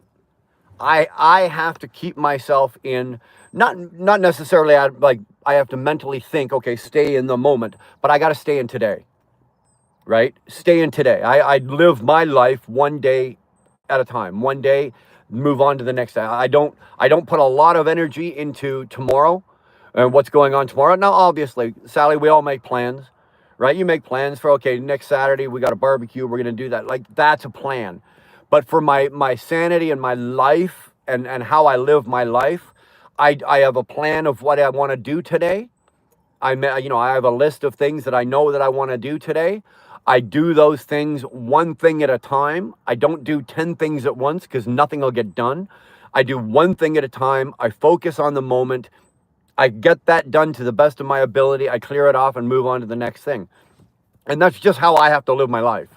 If I live my life any other way, I'll go fucking nuts. I'll go cuckoo. My brain doesn't work. Maybe most people, a lot of other people, your brains can do that. I can't. I can't. I work my life one moment to the next.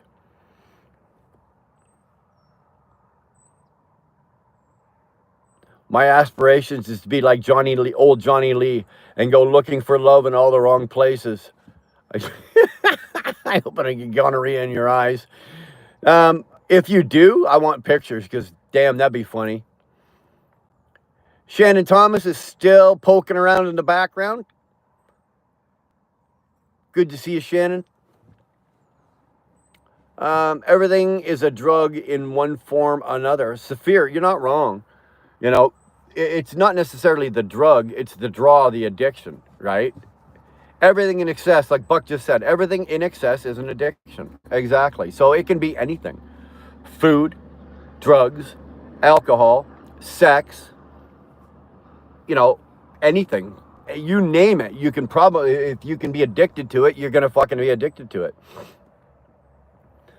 Stephanie, of course, I was heartbroken that I didn't see you all week. Oh my God. Do I watch hockey? I've been watching the playoffs. Looks like Oilers and Panthers will be playing. I think the Stars are done. I agree. I think Edmonton is being the sole Canadian team left. I think Edmonton is going to take us loud and proud. Now, do I think they're going to win? I don't know. You know what, Stephanie? I said before, I'm a bandwagon jumper. I don't watch hockey all season long, but as soon as the playoffs start, then I go, oh yeah, right? I just do. And when the playoffs started this time, obviously Toronto was in there. So I jumped on the Toronto bandwagon. Then Toronto gets eliminated. So now, and then Toronto got eliminated, and I think Edmonton and Winnipeg. So then I went to, now I'm pulling for Edmonton. I don't even like Edmonton. I don't even like going to Edmonton. The only way you get me to go to Edmonton is you have to pay me. Like I have to be in my truck driving to go to Edmonton. I don't even like it. But since it's the only Canadian team available, we're going to root for them. Try everything and stay alert. Bad and good to everything in this life. You don't know unless you try, right? Wheel burner, yes, you are ruining my relationship with Stephanie. Wheel burner, could you do me a solid and give Stephanie my info? Chicken Hawk, my email's hacked. It's down. The Wheel Burner Express email that's on this site right here, it's done. So if you're sending that emails, stop. I'm not getting them. So in order for me to do something like that, like obviously Chicken Hawk, I've got your info, but I would have to email it to Stephanie, and I don't want her to put her email address up here because then, Uriah and you and Craig Rat and Sterling, you'll all be sending her dick pics, and she doesn't need that kind of harassment in her life. Let me figure this out, Mike. I can probably in the next day or so get another email put in place. That's what I'm working towards. But right now I've got other things going on. That's all we need is to sit and chit chat. Hey, more of the world's problems can be solved by a bunch of people just sitting around with open minds and not cramming, no, you're wrong, no, you're wrong, no, you're wrong. I'm right, I'm right. If you can sit around with a bunch of like-minded people that are just, cool, calm, and relaxed, and show a little bit of respect to everybody's opinion, then you know what, man? Yeah, you're right. Yes, at this age, we have figured it out. Well, I'm never going to say that I've got it figured out. Every time, let me tell you something, Sally, every time I think I've got it figured out, the world throws me a curveball. It's like women. Every time you think you got women figured out, oh, good Lord. Along comes a curveball and lands you on your ass and you go, fuck, son of a bitch. Who knew? Right? Who knew? And Sally, I've got a girl in my life and I've got 6 daughters. That's a lot of estrogen that's always been running around my house. You would think that I would learn lessons about girls and women and shit like, fuck no. Fuck no. What I know about women, you could probably write on a postage stamp. Good morning. I'm hiding someplace safe. Just before I went live, I watched that clip of your someplace safe. I'll be honest with you, dude. I'm jealous. I like it. It's quite the nice little. Who put the pube in my coffee? Son of a bitch. I didn't pay for that. They just threw that in extra. That's a nice little getaway, dude. I would go there just for shits and giggles. I wouldn't even go to hide.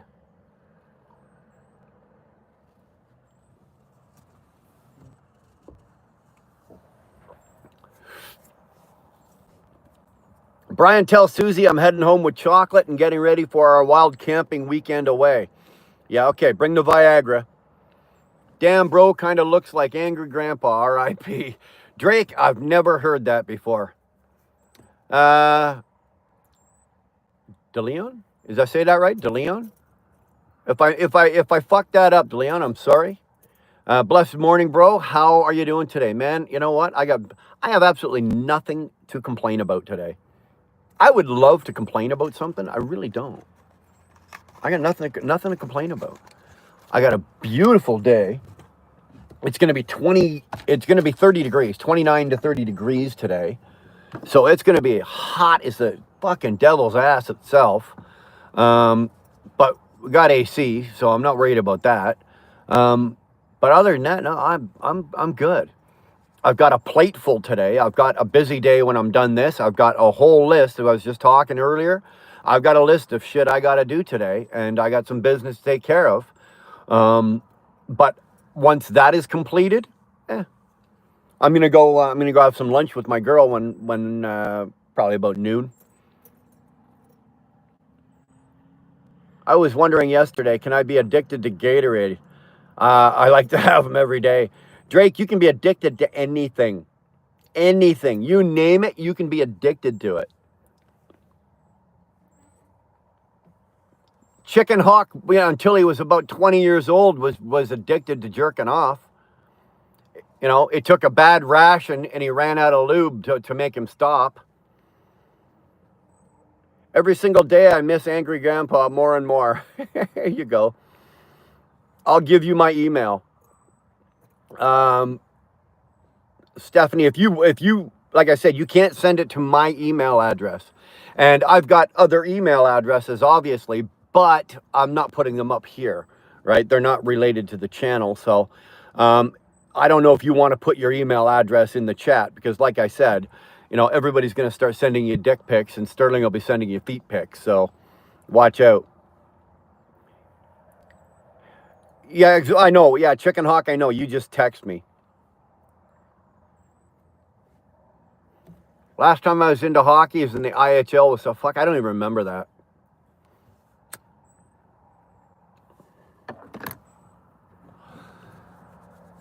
I will not send dick pics. Susie will kill me.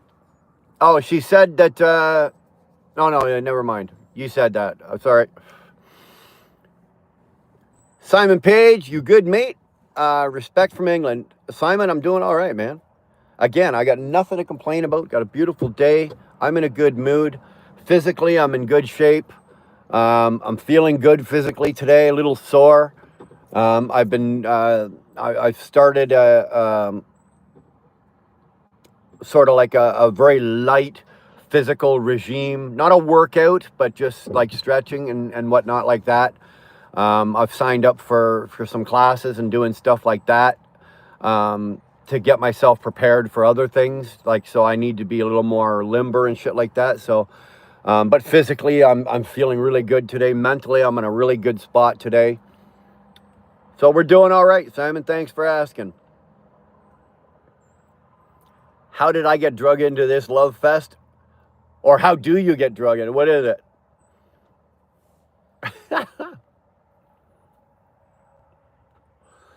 I got a baby on the way, and I got to set a good example. Well, Uriah, that's a good reason to keep your shit straight and your keep your ass wired tight. I have, like I said, I've got 6 daughters, and only the very first daughter, my oldest daughter, was just born, and it was she was about 4 months old when I went into recovery. So she was 4 months old when I went into recovery. And so none of my kids, but for the grace of God, none of my kids have ever seen me in a drug-fueled rage or a drunken rage, or they've never seen that crazy. You know, that level of crazy. Yes, they've seen me get upset or get mad, you know. Of course, you know, everybody loses their temper. You know, your kid says she's going over to Betty's place and she's at a fucking barn party, and at 2 a.m, one of her friends is phoning you to come pick her up because she's passed out, blah, blah, blah, blah, blah. Yeah, I'm going to be a little pissed off. And they're going to know that I'm a little pissed off. But is that a drug-fueled rage or anything? No, my kids have never seen that. They've never seen me, you know, that level of violence. They've never seen any of that, and I'm very grateful for that. I'm very grateful for that, because I speak from experience from my childhood. Once a child sees your father pound the piss out of their mother, or your father, you know, be violent towards their mother, you can't unsee that. Like, that stays with you your entire fucking life. And both my brother and I have seen that in our lives. It never goes away. Yes, you can forgive, and yes, you can move on, but that never goes away. And I never, ever, ever want, and I'm grateful that my children have never seen that level of fucking craziness come out of me. Not yet. And I'm not too overly concerned nowadays, because let's face it, my oldest is 33, and you know, my youngest is 23. They don't live at home. They're all out scattered along the world. So yeah, 6 daughters. Yeah. Simon, I've earned every gray hair on this face, buddy. Earned every one of them, man. I'm well chromed. It's not gray, it's chrome. I'm a truck driver, right? It's chromed. The girl at Tim Hortons put the pubic hair. What are you talking about? Chicks these days don't have pubic hair, Chicken Hawk. What's the matter with you? No woman these days has pubic hair. Ryan, it was me. Send 1 million to my offshore account and you'll get them back. I got a haircut yesterday and spent much time at the needed time at the bar talking to fellow travelers. I used to love that, and not necessarily at the bar, but Chicken Hawk, you can relate to this. Sterling, even I'm sure you can, and Buck, I know you can. But you remember back in the day at the truck stops where they used to have the stools at the counter, and you'd get 25 guys all lined up on those stools, and they'd order whatever, and you could order alcohol a lot of places back then, and we'd all be eating our dinner, and just the shit and the shit talk and the conversation and the education as a young guy and a young driver that I learned more from sitting around those old cafes or those old restaurants or truck stops. I learned more about trucking from the old timers there than I ever did anywhere else. That was free of charge. You know what? Chicken hawk, I do. Most of the time I do. I make my coffee at home and bring it. Today was not one of those days. I had time this morning to get, I made a pot of coffee, but I got one in. My girl got one into her, and then we went out the door. I had to drop her at work and da-da-da-da. So usually I do. I was pissed off, then Wheelburner went live and made this day all right. Well, you know what, Uriah? My theory on this kind of stuff is, you know what? I don't have to fix anything. If I can just if I reach out and just doing what I'm doing, just talking bullshit or whatever like this. But if I can help or assist or just make one person's day better, one. There's 33 in here, and if I can make one person's day better, then I've done my job. I don't have to be out here to please everybody. I'm certainly not. I'm not going to please everybody. I've got my fucking line of fucking people that don't like me either, and that's fine. But if I can just make cheer one person up, make one person's day better, hey man, I'm doing okay.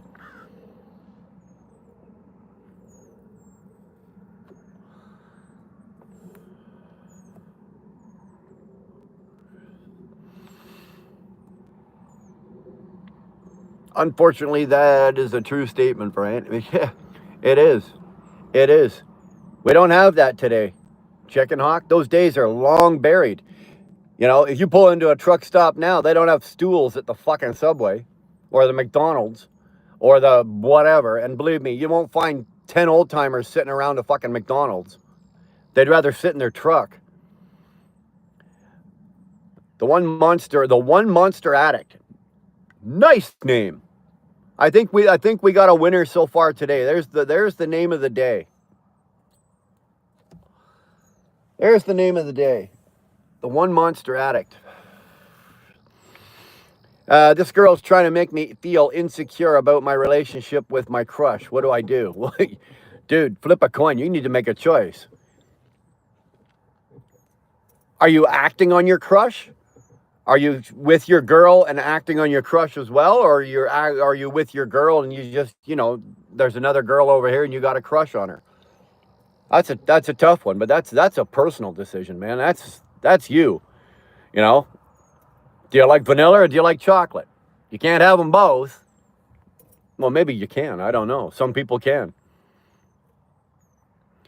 I met an 85-year-old man who was riding a dirt bike all over Nevada. It looked like he probably fell off 100 times yesterday alone.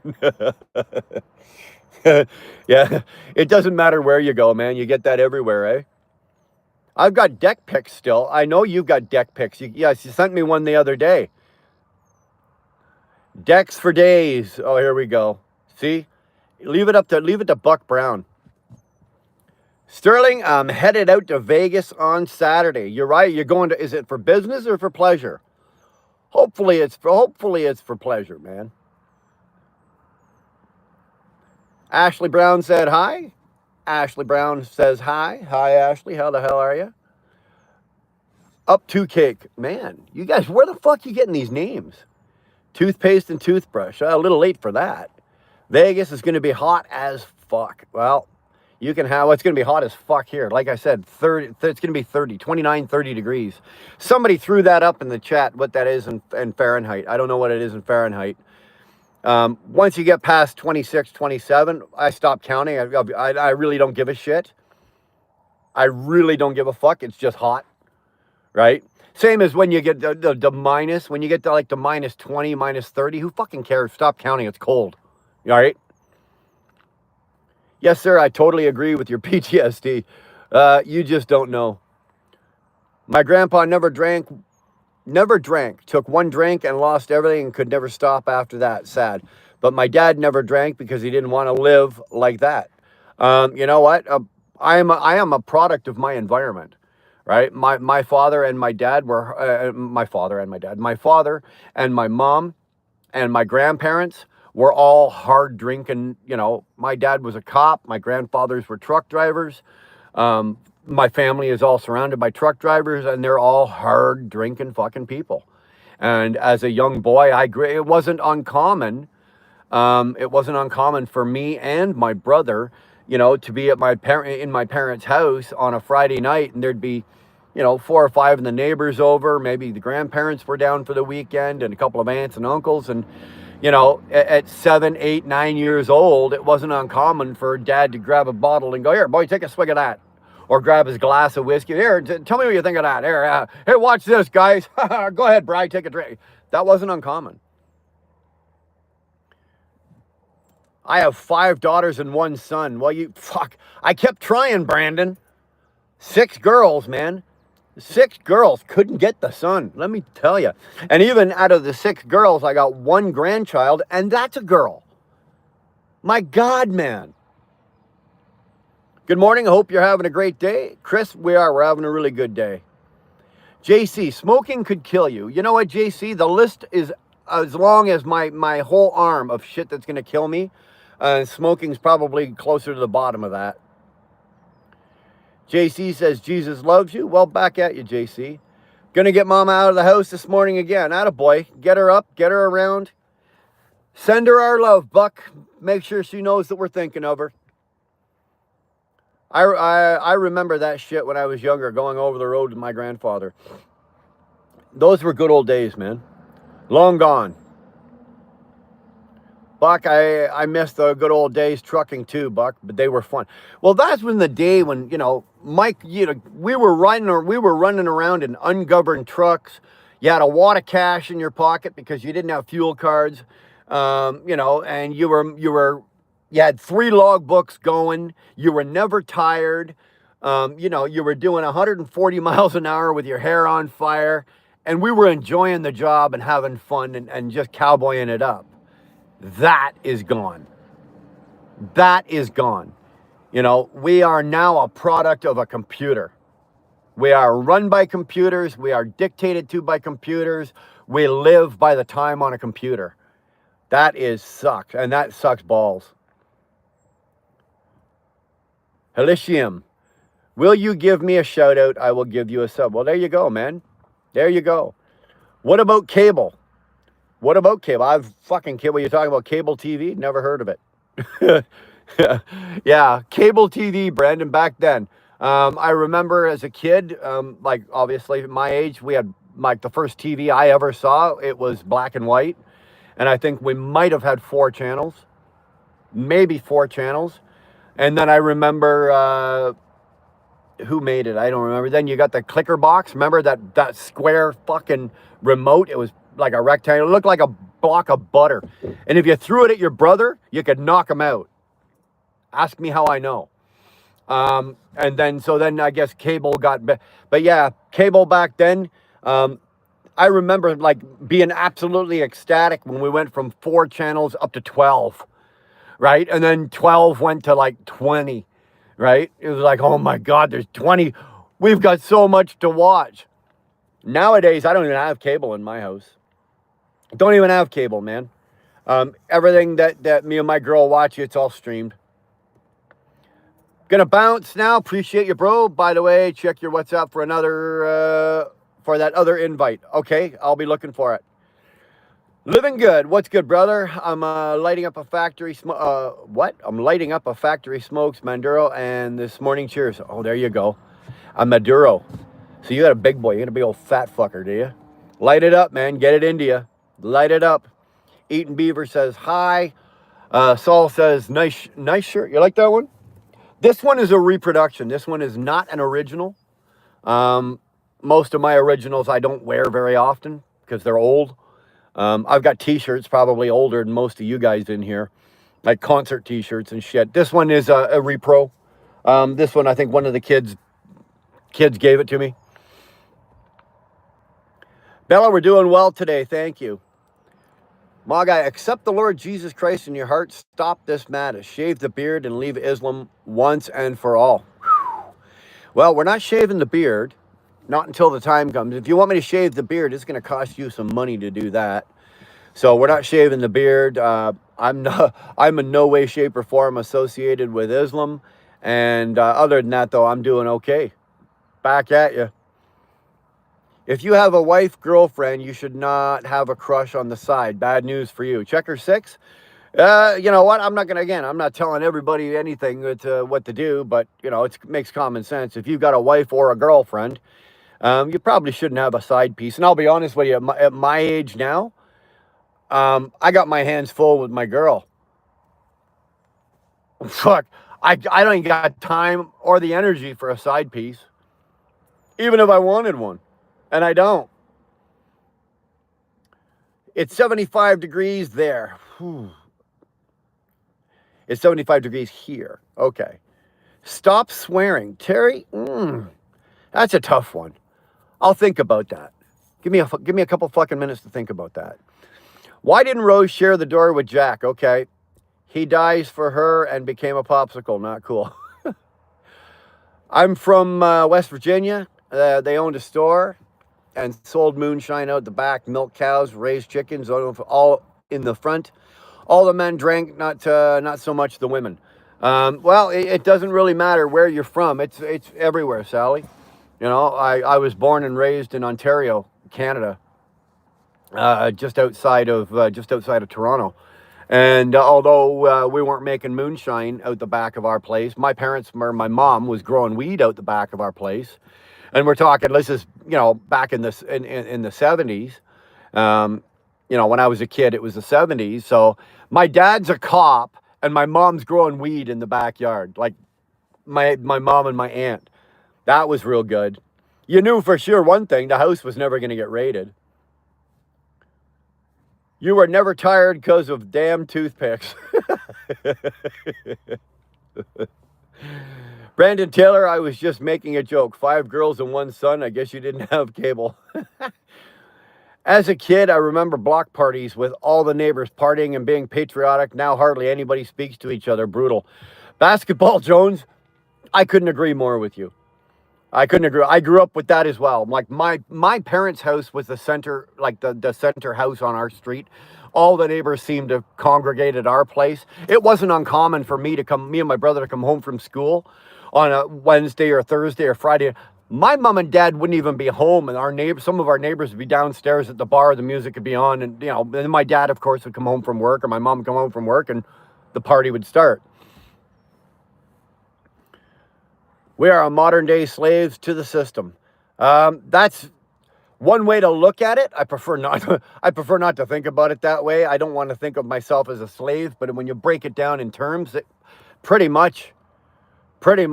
Checker 6. You're right. Blue Dreams. Blue Dreams US. Yo, remember me? I'm sorry, man.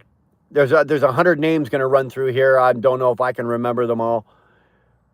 Hi from Greece. Story Rory, great to have you here from Greece. Thanks for hanging in with us, man. Thanks for popping in with us. What's your advice about life? I mean, your experience throughout. Patrick, man,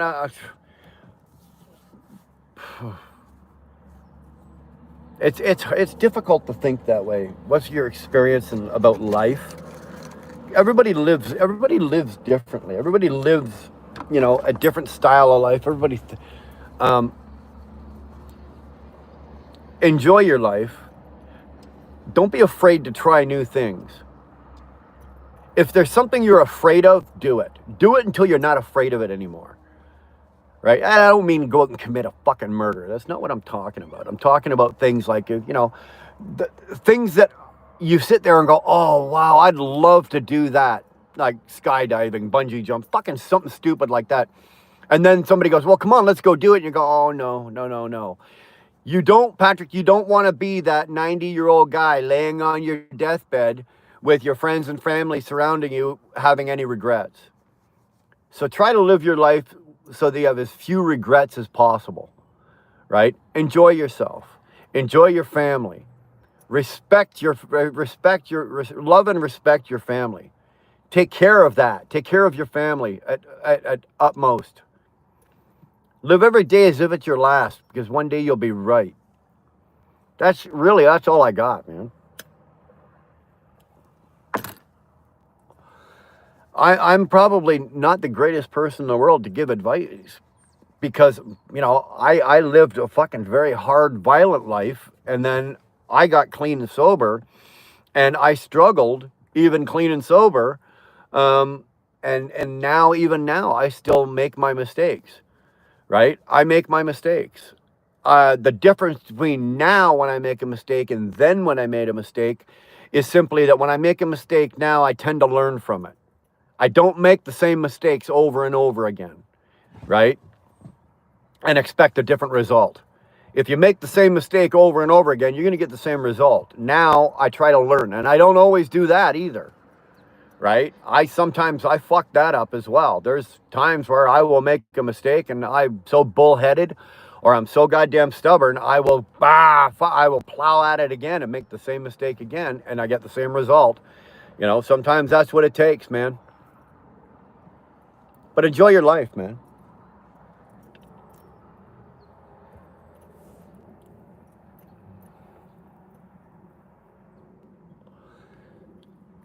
Davy Farms, it's raining there. Well, baby, it is not raining here. Look at that sky.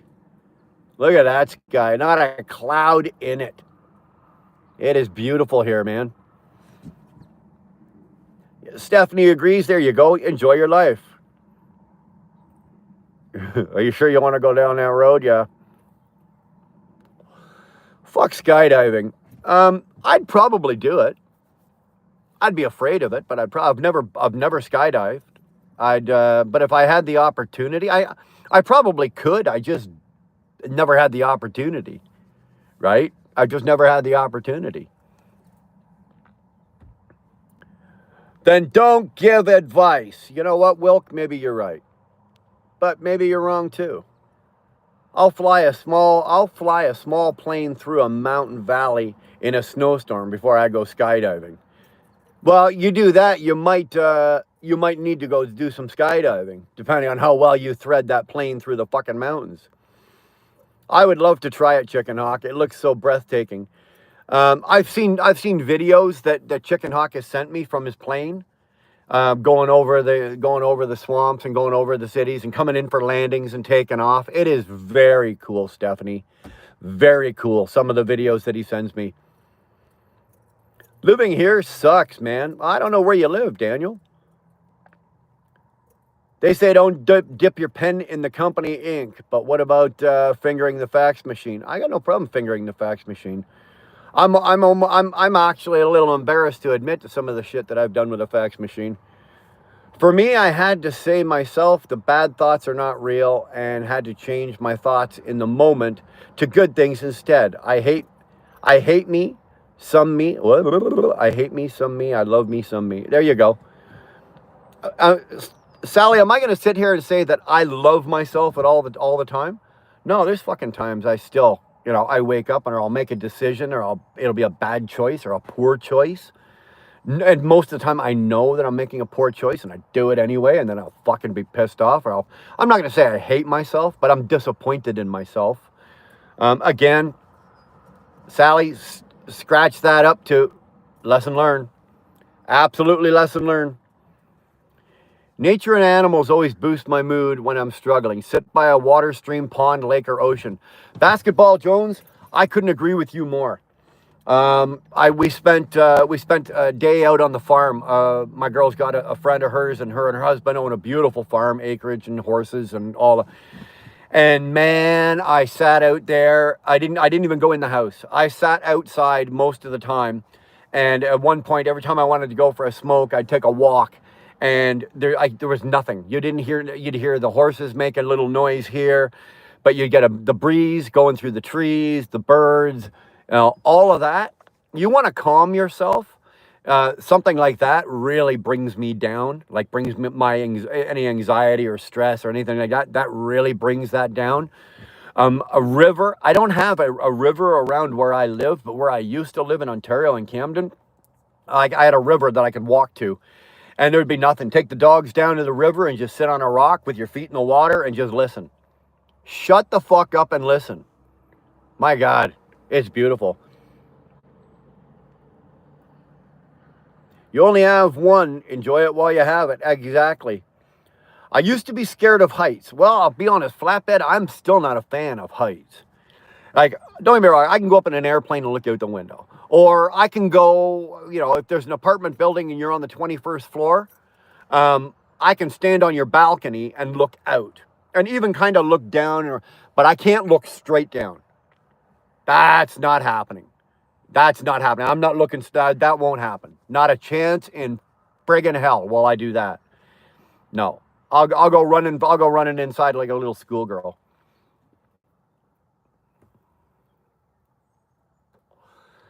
What I am, and this is a phobia I've had for fucking years. I don't even know. It's probably started sometime in my early 20s. Elevators. I don't do well in elevators. I have to like get in an elevator. If I have to get in an elevator, I have to go to the back of the elevator and I have to have one of the corners and I have to put my back in that corner and I push myself into that corner and basically put my hands on like down here. It's like people have looked at me like, what the fuck are you doing?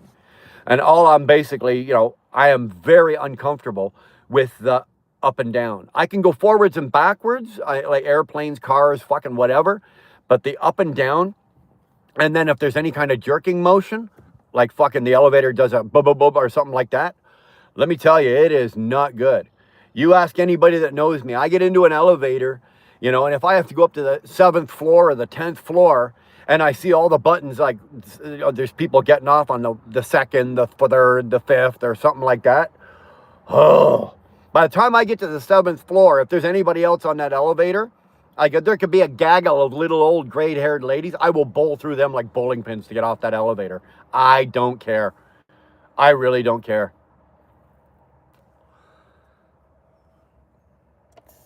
Elevators are not my thing. And that's funny because like I've been up the top of the CN Tower in Toronto.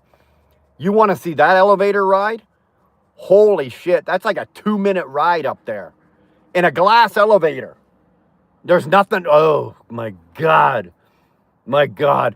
I was almost willing to fucking take a parachute and jump off to get back down. That's how bad that ride is. Wish I loved me all the time, but you have to try love on a dog or cat. Again, you know what, Sally? I've always had dogs in my life. I trucked for all those years. I always had a dog in the truck with me. Fantastic therapy. You can tell that dog anything you want, and that dog will never rat you out or throw you under the bus. Great therapy. Same with cats. Right now, I've got dog and cat. I'm back, kicking the fucking door in and a bucket of coffee brewed. There you go. Get it into you, boy. Indonesia. It's raining and flooded. Man, I've had enough of the rain. We've had rain enough here. Birds and bees and rivers. Again, I got no problem with any of that.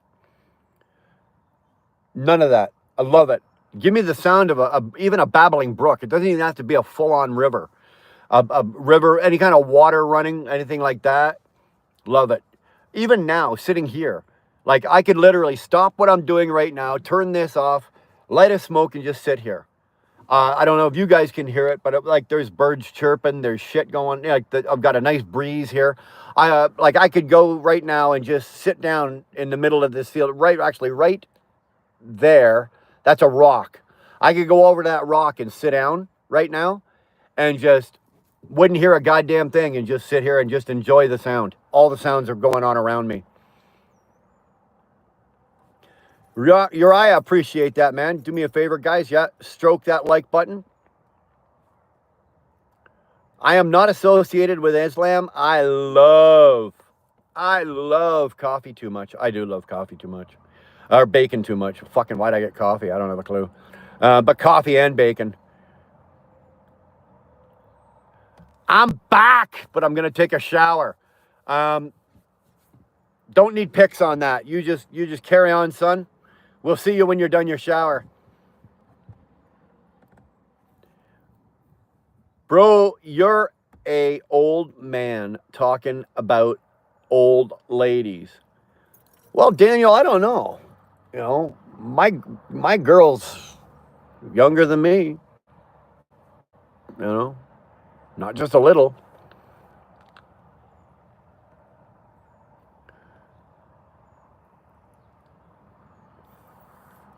Who was the smart person who invented bacon? Oh, yeah, exactly. I want to shake the hand of the first guy that saw a pig walk by and went, "I'm eating that." You know, same with the first guy that took a look at a cow and went, "Yep, I'm eating that." Oh yeah, all in. That's the first thing I heard when you went live was the birds. Yeah, I don't know if you can still hear them. There's a gaggle of them just over there on the ground, just pecking at seeds or whatever. If you go, if I, you can't see it. I could turn the camera around, but like I said, that field over there was just turned either like yesterday or the day before. So all the birds are out there just pecking away out. Muslims are right about everything but bacon. I'm not agreeing with that. Not happening. Love my dog. I just had to put him down for kidney failure, 6 years, an American Bulldog. That's a shame. And I know that pain. Checker 6, I've had to put down, well, I called her my girl. I mean, like, her name was Cassie. I actually got a tat with her on there and her date. But she made it 13 years, a Collie Cross. And she trucked with me for probably, I'd say 7 or 8 years. And then I had to retire her. She was too old for the truck. Like talk about having a life partner, right? And then after that, I got Charlie, the little guy that sometimes he's in the car with us, but now he's 13. He made it about 8 or 9 years in the truck as well. After Cassie passed on, but we had to put Cassie down. Usually, it was kidney failure as well. Actually, she had kidney cancer, or no, sorry, bladder cancer. So I had to put her down.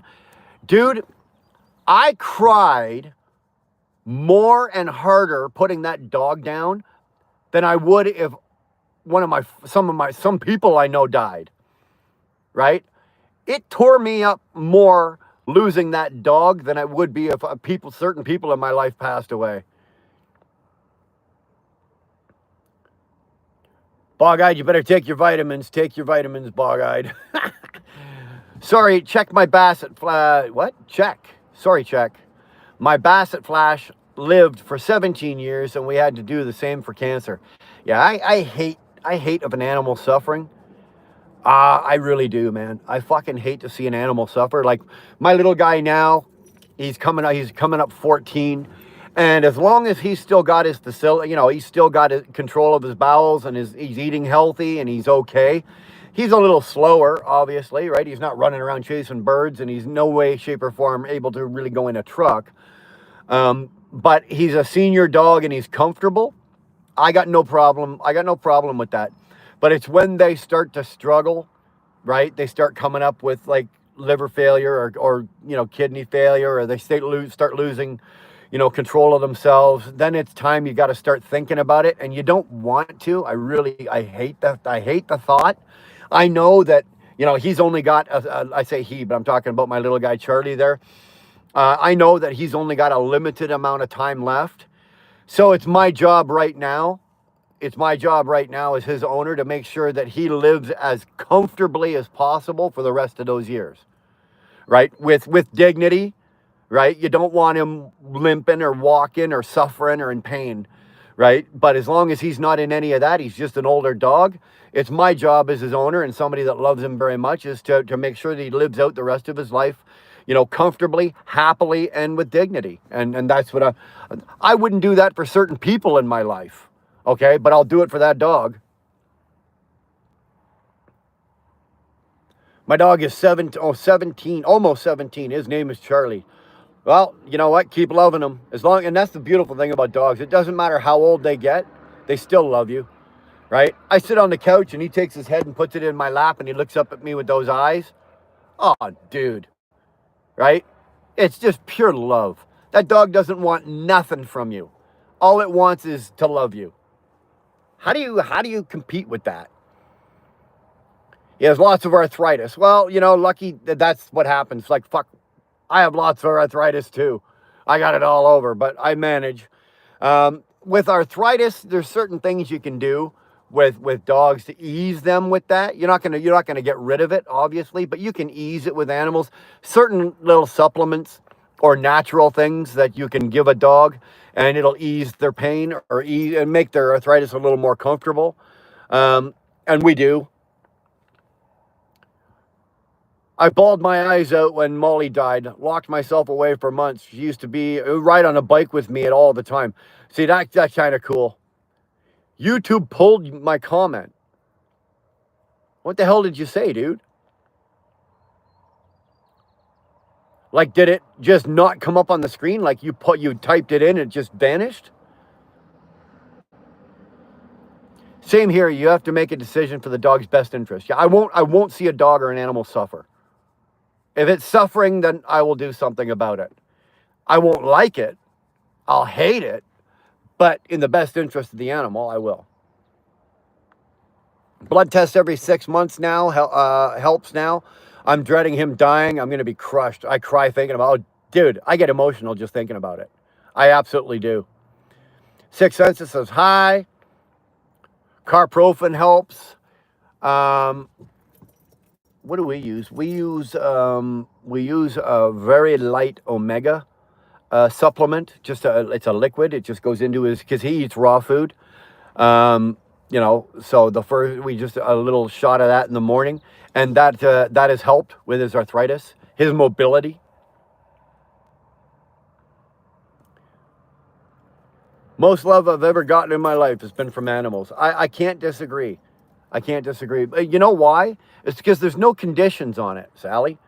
There's no conditions on a dog's animal. The dog doesn't love you just because, you feed it, or just because, part of it is that, obviously. But when your animal is looking at you with those eyes, it's because that animal loves you. There's no conditions. It's not going to love you because you're a nice guy. It's not going to. Some of the biggest assholes in the world that are the biggest cunts you've ever met in life, but yet their dog still loves them. A woman won't love them. The kids can't stand them, but that dog will fucking love them. Andy, takes one to know one, you fucking decrepit old fuck. Iron Maiden shirt, damn, you're old. The fact that you know that makes it you're an old prick too. So, Fish oil. Well, that's kind of what the omega does. There's a supplement with it's an omega-3, I think, but it's got red fish oil. It's got a couple other little things. Really, really, really works well. It really works well.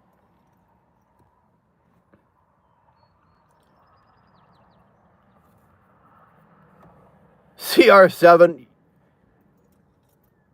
show some class. Really, just show a little class. All you've done is shown that you're a man of very little character. And that's fine. The world deals with people like you. The most hate I've gotten in life is from Christians. That's the biggest reason I hid from God. I can't, in my life, I can't say that, it's been Christians, Catholics, Muslims, Islams. Fuck, I treat everybody the same. Hopefully they treat me back the same. I look at, people that have been unkind to me as just people that, they need a different level of help or, whatever. And if I've done something to wrong you, let me know that I've wronged you. I'll do my best to try to fucking, rectify it. Not justify it, but rectify it. Jesus Cragrat, stop with the pictures. You're fucking my screen up. Jesus Christ. But if somebody's out there and you hate me, that's on you. Sterling, that's on them. That's not on you. If somebody is in your life and somebody out there is going at you because they hate you, that's their problem. It's their hate. That's not my problem. Like, if somebody hates my guts for some reason, that's not on me. Like I said, if I did something to cross you or to screw you or to fuck you, let me know. And if I can fix it, make it right or whatever, and rectify it, I will. But if you're just hating me for the fact of hating me, that's your problem. I will not give that a second thought in my head. That will not take up space in my head. That will not take up any energy in my life. Absolutely not. I just won't. I can't afford that.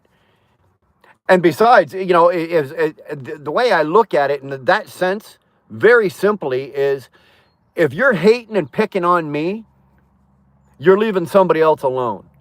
I'm having a good day today. You want to come at me? Come at me. I don't care. I won't give a flying fuck. But maybe there's somebody else out there that's not having a good day. Here, emotionally, mentally, whatever. Maybe their life's in wreck. Maybe they're in shambles. Maybe, who knows? Maybe their dog died and their wife left them. Who fucking knows? Right? But as long as you're picking on me, you're leaving that poor bugger alone. And that's all good with me too. I don't give a shit. Whatever you want.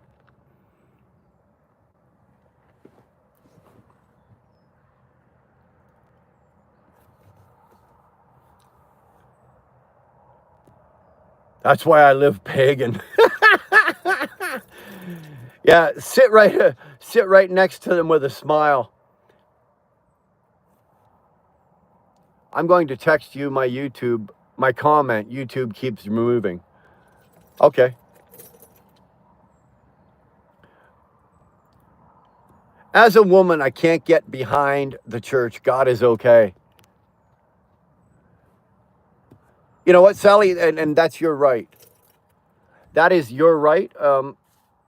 Not everybody has to agree with you. And this is the way I look at it. Like, I don't agree with a lot of things. I don't agree with certain organized religion. I don't agree with all that. But I respect the fact that you have that right to agree with it and you live your life. All I ask in return, and here's an example, is I had Jehovah's at the door yesterday. It was entertaining. Let me tell you, it was entertaining. I wish I'd have known before I opened the door, because I would have had the camera. Okay. Now, it was polite and courteous, but it was entertaining. But they have their right to do that, to believe that. You have a right to be a Christian. You have a right to be Catholic, Buddhist, whatever. What I don't agree with is that when you take what you believe in your heart and your soul, and then you turn around and you point it at me and says, I have to believe that. Or I'm going to die, or I'm going to go to hell, or I'm going to go da-da-da. Live your own life. I respect the fact that you have everything in life that you need, religion-wise or spiritual-wise. That's fine if that's for you. Awesome. Also respect the fact that I don't have to believe in your religion. I don't have to believe in your faith. I don't have to believe in your level of spirituality. I believe in what I believe in. As long as we can all do that,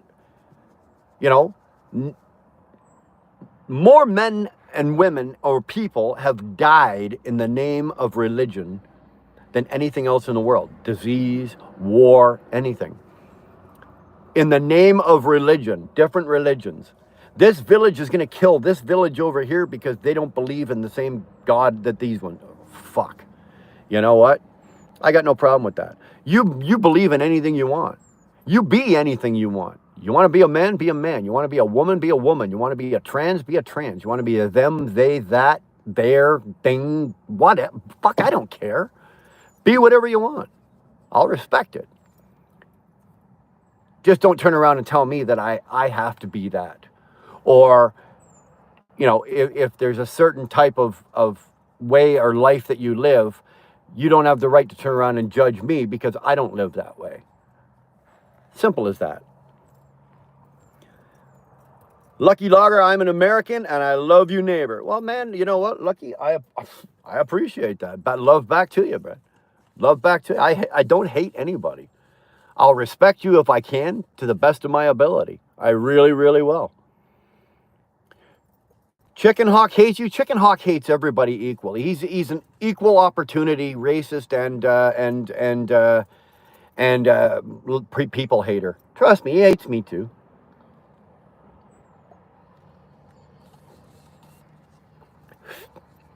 He hates it when he calls me and I make sense. He hates it when you talk about things that you're talking about things that he knows about and you know about and I make sense. He hates that. He hates it when I make sense. Sounds like the guy hating on you needs to get a dog. He's jealous. Hey, whatever.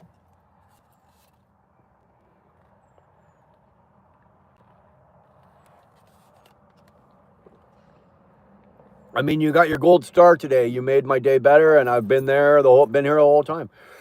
Well, you know what, Uriah? Then we've done a good job. We've done a good job, and it's not just me; it's everybody in the chat. I run these chats with, let's bounce off with the comments. You know, I start out talking about general life and shit and what's going on and what I've been doing and blah, blah, blah, blah, blah. But at the end of the day, we bounce the comments, and there's a lot of really, really good comments in here about, you know, about life in general. And I just make comments on how it applies to my life and how it works. And not everything I do with it I apply to my life works. Sometimes it doesn't work. I don't succeed all the time. But you know what, Uriah? If it made you smile and it helped you out and got you up out of bed or whatever, thanks. You know, sometimes there's days where you guys do that for me. I could start the live and I feel like a bag of ass, and by the time I'm done, I'm hyped and ready to go. Sick bastard! Good to see you, brother. Good to see you. Seen you all over the frickin' place the last couple of days, man. Damn, you're a busy YouTuber. Love it. Love it. I don't have time for Jehovah's. I will not entertain them, especially if I don't agree with their belief. You know, I don't agree. I don't have to agree. They are a form of religion that they will cram it down your throat. Like, once you open that door, sometimes it's tough to get it closed. But I had some fun with them, right? I had some fun with them. My religion is spending time with strong, smart, confident women. There you go, Stephanie. Can I be a Tasmanian haggis then? Oh, you can be anything. You know, absolutely. You want to come to my place and stand guard at my door when the Jehovah's come? Fuck yeah, I'll pay you an iron brew to do it. Diego, I'm doing good, man. Sam Suri says, hi, angry grandpa, young brother. Rick, thanks. I hate everyone except Stephanie. I love Stephanie.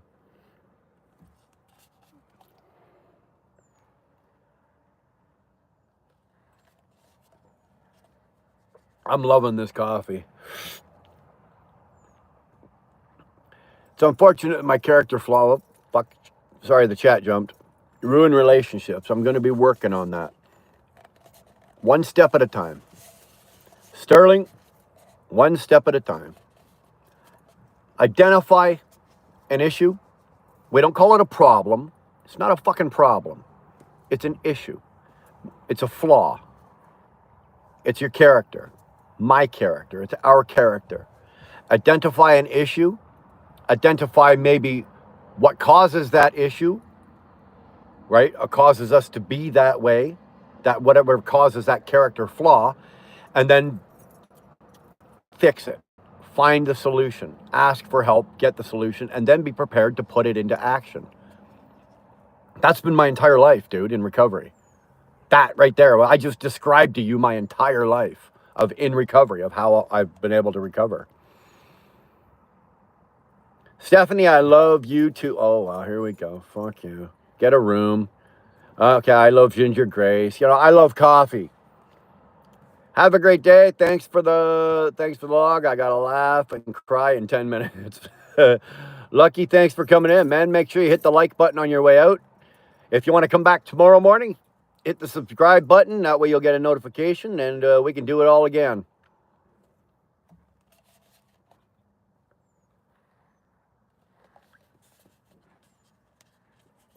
Oh, I'm happy he doesn't hate me. I'm going to have a great day now. Well, I don't think what kind of day you have should directly coincide with whether somebody in your life or out of your life likes you or not. My day is going to go on regardless of if there's 27 people in here and they all write, I hate your guts. My day is not going to change a single bit. I'm still going to go on and have the day I'm going to have. Cool Wizard 99, you are the first one. We've been live like 2 hours now, and you are the first one with the 51st state. Wow, look at that. How you snuck that in. What's your opinion on AI? I am not a fan of it. I will honestly say that I'm very, very weary of it. I don't like... I see where AI is now, right? Like where we are in 2025 with AI. I see where it is now. My worrying concern is where it's going to be 5 years from now, 10 years from now. That is my concern. I am not a big fan of AI. And that has nothing to do with, oh, I'm a control freak. No, well, yeah, kind of, but no. In my life, no. But I like the fact that my life it falls into place the way it's supposed to, because it's natural, right? It's a natural process. When AI is taking over everything in our lives, and it is eventually going to happen where it's going to be, you're going to sit down on the toilet and have a poop, and it's going to shoot water, wipe, and lift you up, pull your pants up, do your button up, and then you can walk away, because AI is going to take care of that for you. No. Like China has replaced some truck drivers with self-driving trucks. That's coming too. Not so much in my time. I don't think I'm going to see a whole lot of that. It's happening here, but I think they've got way too many bugs to work out. They've also got infrastructure problems. Like, they just can't do it. And I think in China, it's different that, if a train is being run by AI or a truck is driving and it kills 30 people. In China, they don't put the same price on life that we do here, right? The creators or the owners of that truck are going to go, okay, we give this guy $5, $5, $5, $5, everybody go away. And they'll just put write the truck up and they'll keep on. Here, all those companies that are doing, like Swift has got them, Walmart's got them, all those companies already got a bank account full of each one has probably got $1 billion just for the lawsuits that are about to come when they start this up, because they know that there's going to be people killed while these things are learning and while they're testing and while they're doing. So, yeah.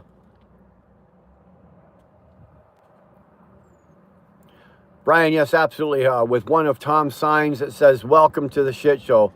Hope you brought your alcohol." Self-driving trucks, no, I'm not a fan, Stephanie. I won't drive one. I won't be a passenger in one. I'm not. Like, I'm not getting in a car and sitting in the back seat while the fucking car drives. That's not happening. Sterling, don't let other people control your life. Get up every day, work hard, do the right thing, and treat people as like you'd like to treat you. But don't be concerned about others. Exactly. Did you hear about the Manitoba feller? There's a lot of people in Manitoba, 2-4. I didn't hear about that one. I'd be so scared of a self-driving truck in the snow on I-70. Well, Stephanie, that's exactly right, because the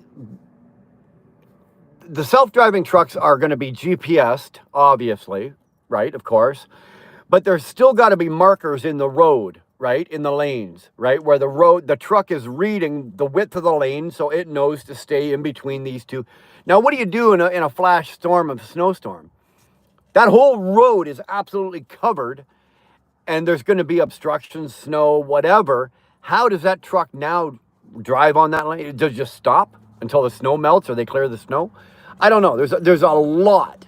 There is a lot to be considered. In a society that struggles with reality, AI is an enormous threat. Absolutely. Absolutely. What bothers me is how easily so many people are just turning themselves over to it. Oh, yeah, okay. You know what? No. People are willing now to take the easier, softer way. They don't have to work as hard. They don't have to think as hard. They don't have to, it's easier. Why would I go to work, or why would I do this if I don't have to? AI will take care of it. Wait until AI does something that you don't agree with, and you have to either push back and see the result of that.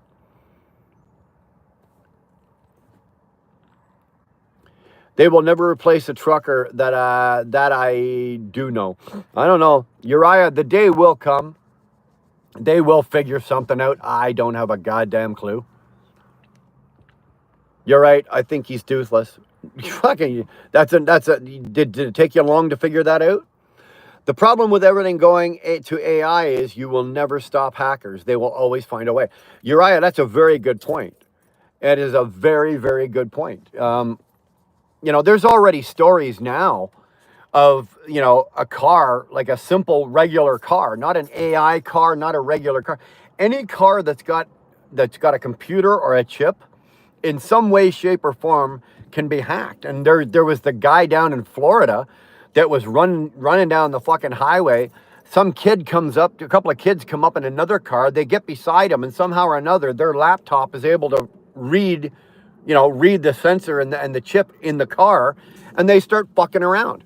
Now, they weren't driving the car like this off the road or anything like that, but they were applying the brakes, turning the radio on, doing that. It's like, do you want that? If it's got a computer chip, it can be hacked. Simple as that. And I don't care what they say. Oh, it's unhackable. Nothing is unhackable. There is a kid somewhere in Thailand, in his mom's basement, sitting there in his underwear with a fucking laptop that he can hack anything. He's already got everything that he wants. And if he wants it, he can go get it.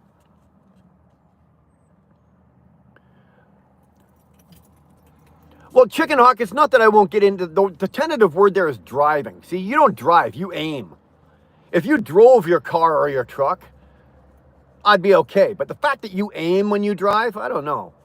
And that's not true. I've been in your truck. Now, mind you, we weren't driving far. It was out of one dock, down a couple blocks, and into another dock, then out of that.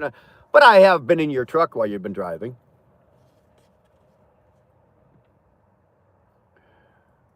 Bog-Eye, raise your prices, Bog-Eye. You're worth more than that.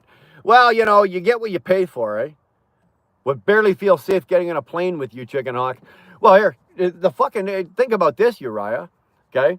The airplanes right now, like the regular United, Delta, and all that, most of them are flown by computer, right?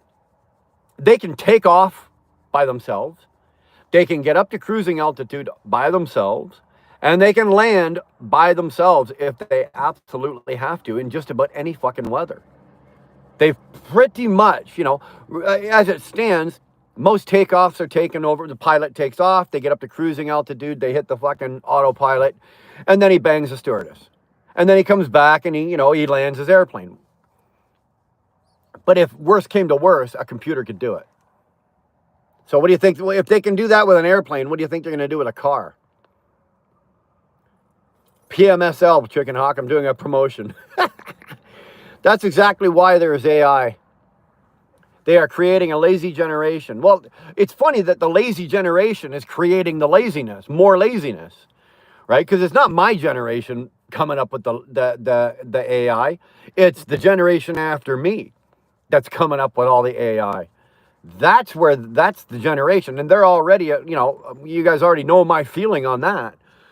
They are not the most motivated, hardworking, dedicated fucking crew of fucking generation.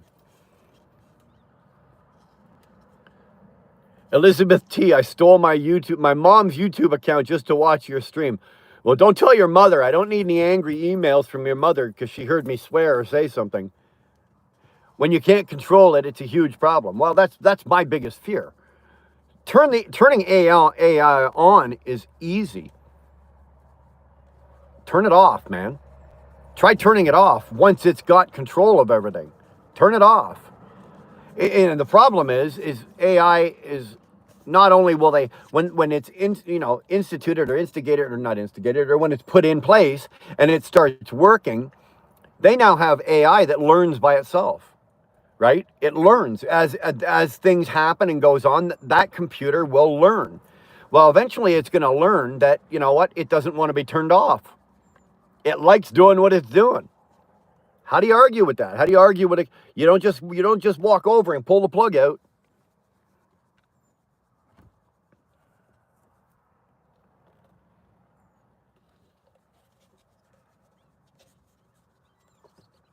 Uriah, well, I respect your opinion. I have 685 hours and 780 landings logged without incident. But you have to go with your gut. Yeah, okay. Every time I've said I can't get fired, I get laid off. AI will take our jobs or at least make our careers less lucrative. Well, I plan to be long out of the trucking fucking business before that happens. Really. I plan to be long gone before any of that happens. By the time AI is taken over, I will be in the cabin in the woods without any power or a cell phone. Sitting by the river with my dog and my woman. That is how far I will go. But by the time AI won't be able to find me.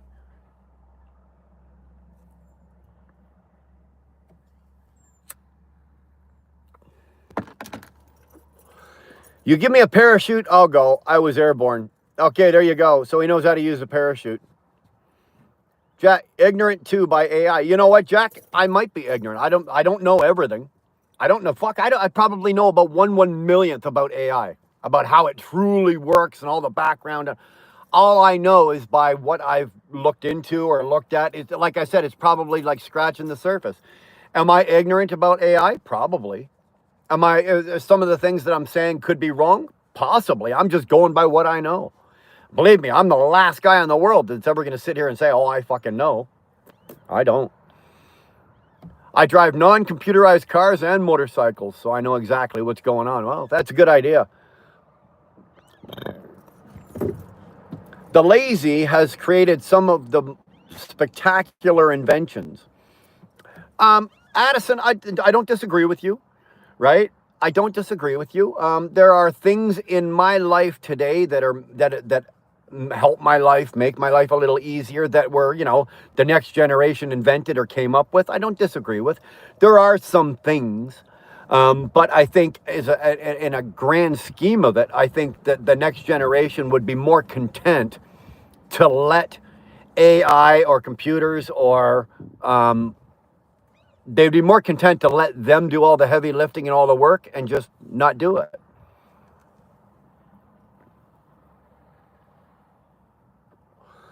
All I want to know is if Stephanie will get into a plane I'm flying. Oh, fuck yeah, of course she will. YouTube accounts are free. I think they are, Jack. How to turn AI off. Greetings from Poland. Good to see you. I don't know how to turn AI off. Out. Chicken Hawk loves the way I say that. I'm Canadian, so out, eh? Eh? Not a bad deal, eh? Hold on, what's that? Hold on. Way off wild camping this weekend just to get away from the electronic bullshit. Yeah, well, truly do it. Truly do it. Like, unless you absolutely have to be reachable, one of you leave your phone at home and the other one take it and turn it off and stick it in the bottom of your duffel bag. Check it once a day. You want to do it? That's the way to do it. That's the way you do it. I get shit from people, like even Crag Rat knows, or sometimes Chicken Hawk knows, because I'll go home and I'll take my phone and I'll put it there and I don't look at it for fucking hours.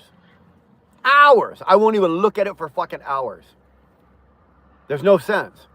But then, you have people that are texting you or emailing you or this or that. So if you send me a text message, it might be 3 hours before I reply. It might be 3 fucking days before I reply. Walking around with my phone, my device like this, walking through life, walking into lampposts or open doors, nah. Wild camping, does that involve dripping hot candle wax on your ginger's nipples? Is that what makes it wild? I think he's probably beyond that. Broomfield Dual Sport, great to see you live, man. Hey, thank you, man. Appreciate that.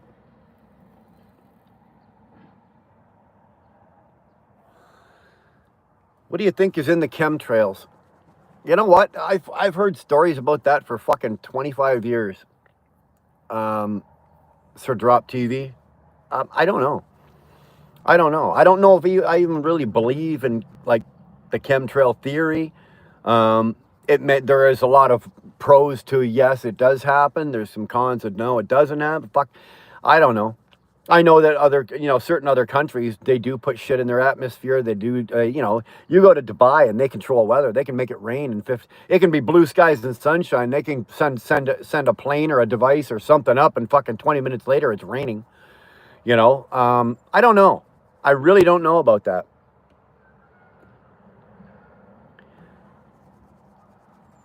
Chicken Hawk, don't give Ginger grace. I don't think Ginger needs any help.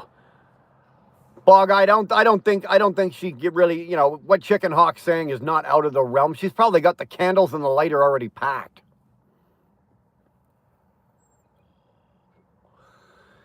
Eugene, why talk so much, huh? Well, I think you're missing a word, Eugene. So if you're going to ask me a silly question like why talk so much, well, it used to be why do you talk so much? Huh? Because it would be really kind of boring if you just sat here and watched me smoke and drink coffee. Really? Like, Eugene, what do you want? Tell me what you want. Wild camping is when you don't bring your toilet paper. That brings it up another level. Hey, Addison, there you go. What is your job? I am a transportation coordinating expert. I'm a truck driver, man. Do you have a girlfriend? I do. Phones don't belong in the bedroom. Well, depends on how good your camera is there, Quinn, right? I'm just saying, right? But I do, when I go to bed, I bring my phone, it goes on my night, it gets silenced, but it's on. I do have an emergency contact list. If there's only, I think, three or four people on there that if it's an emergency and they call, the phone will ring. Otherwise, it's silenced. But no, I don't. I'm not one of those that lays in bed and looks at my phone. I don't do that. I'm not a scroller in bed. When it's time to go to bed, I go to bed. Mikey is back. Good to see you. Where's my wife? You mean my girlfriend? She's at work today. Did AI? Yeah, AI told me that you had the candles already packed with the lighter. I'm sure Junior Grace doesn't need any help with that, with Wild. But I'm willing to compare notes with Ginger to make sure she doesn't miss anything. There you go. Hello from Dusseldorf. There we go. Chicken Hawk, don't need notes from you, thank you. I'm already well experienced. I don't know, you may not want to say it quite like that, Ginger. That's kind of like, that's like the doorknob theory, right? Your girl's a doorknob. Everybody's at a turn. So you might want to change how you say that, Is it difficult for her to work? Is it difficult for my girl to work? My girl's got a tough job. I'm not going to obviously openly say what she does for a living, but she's got a tough job.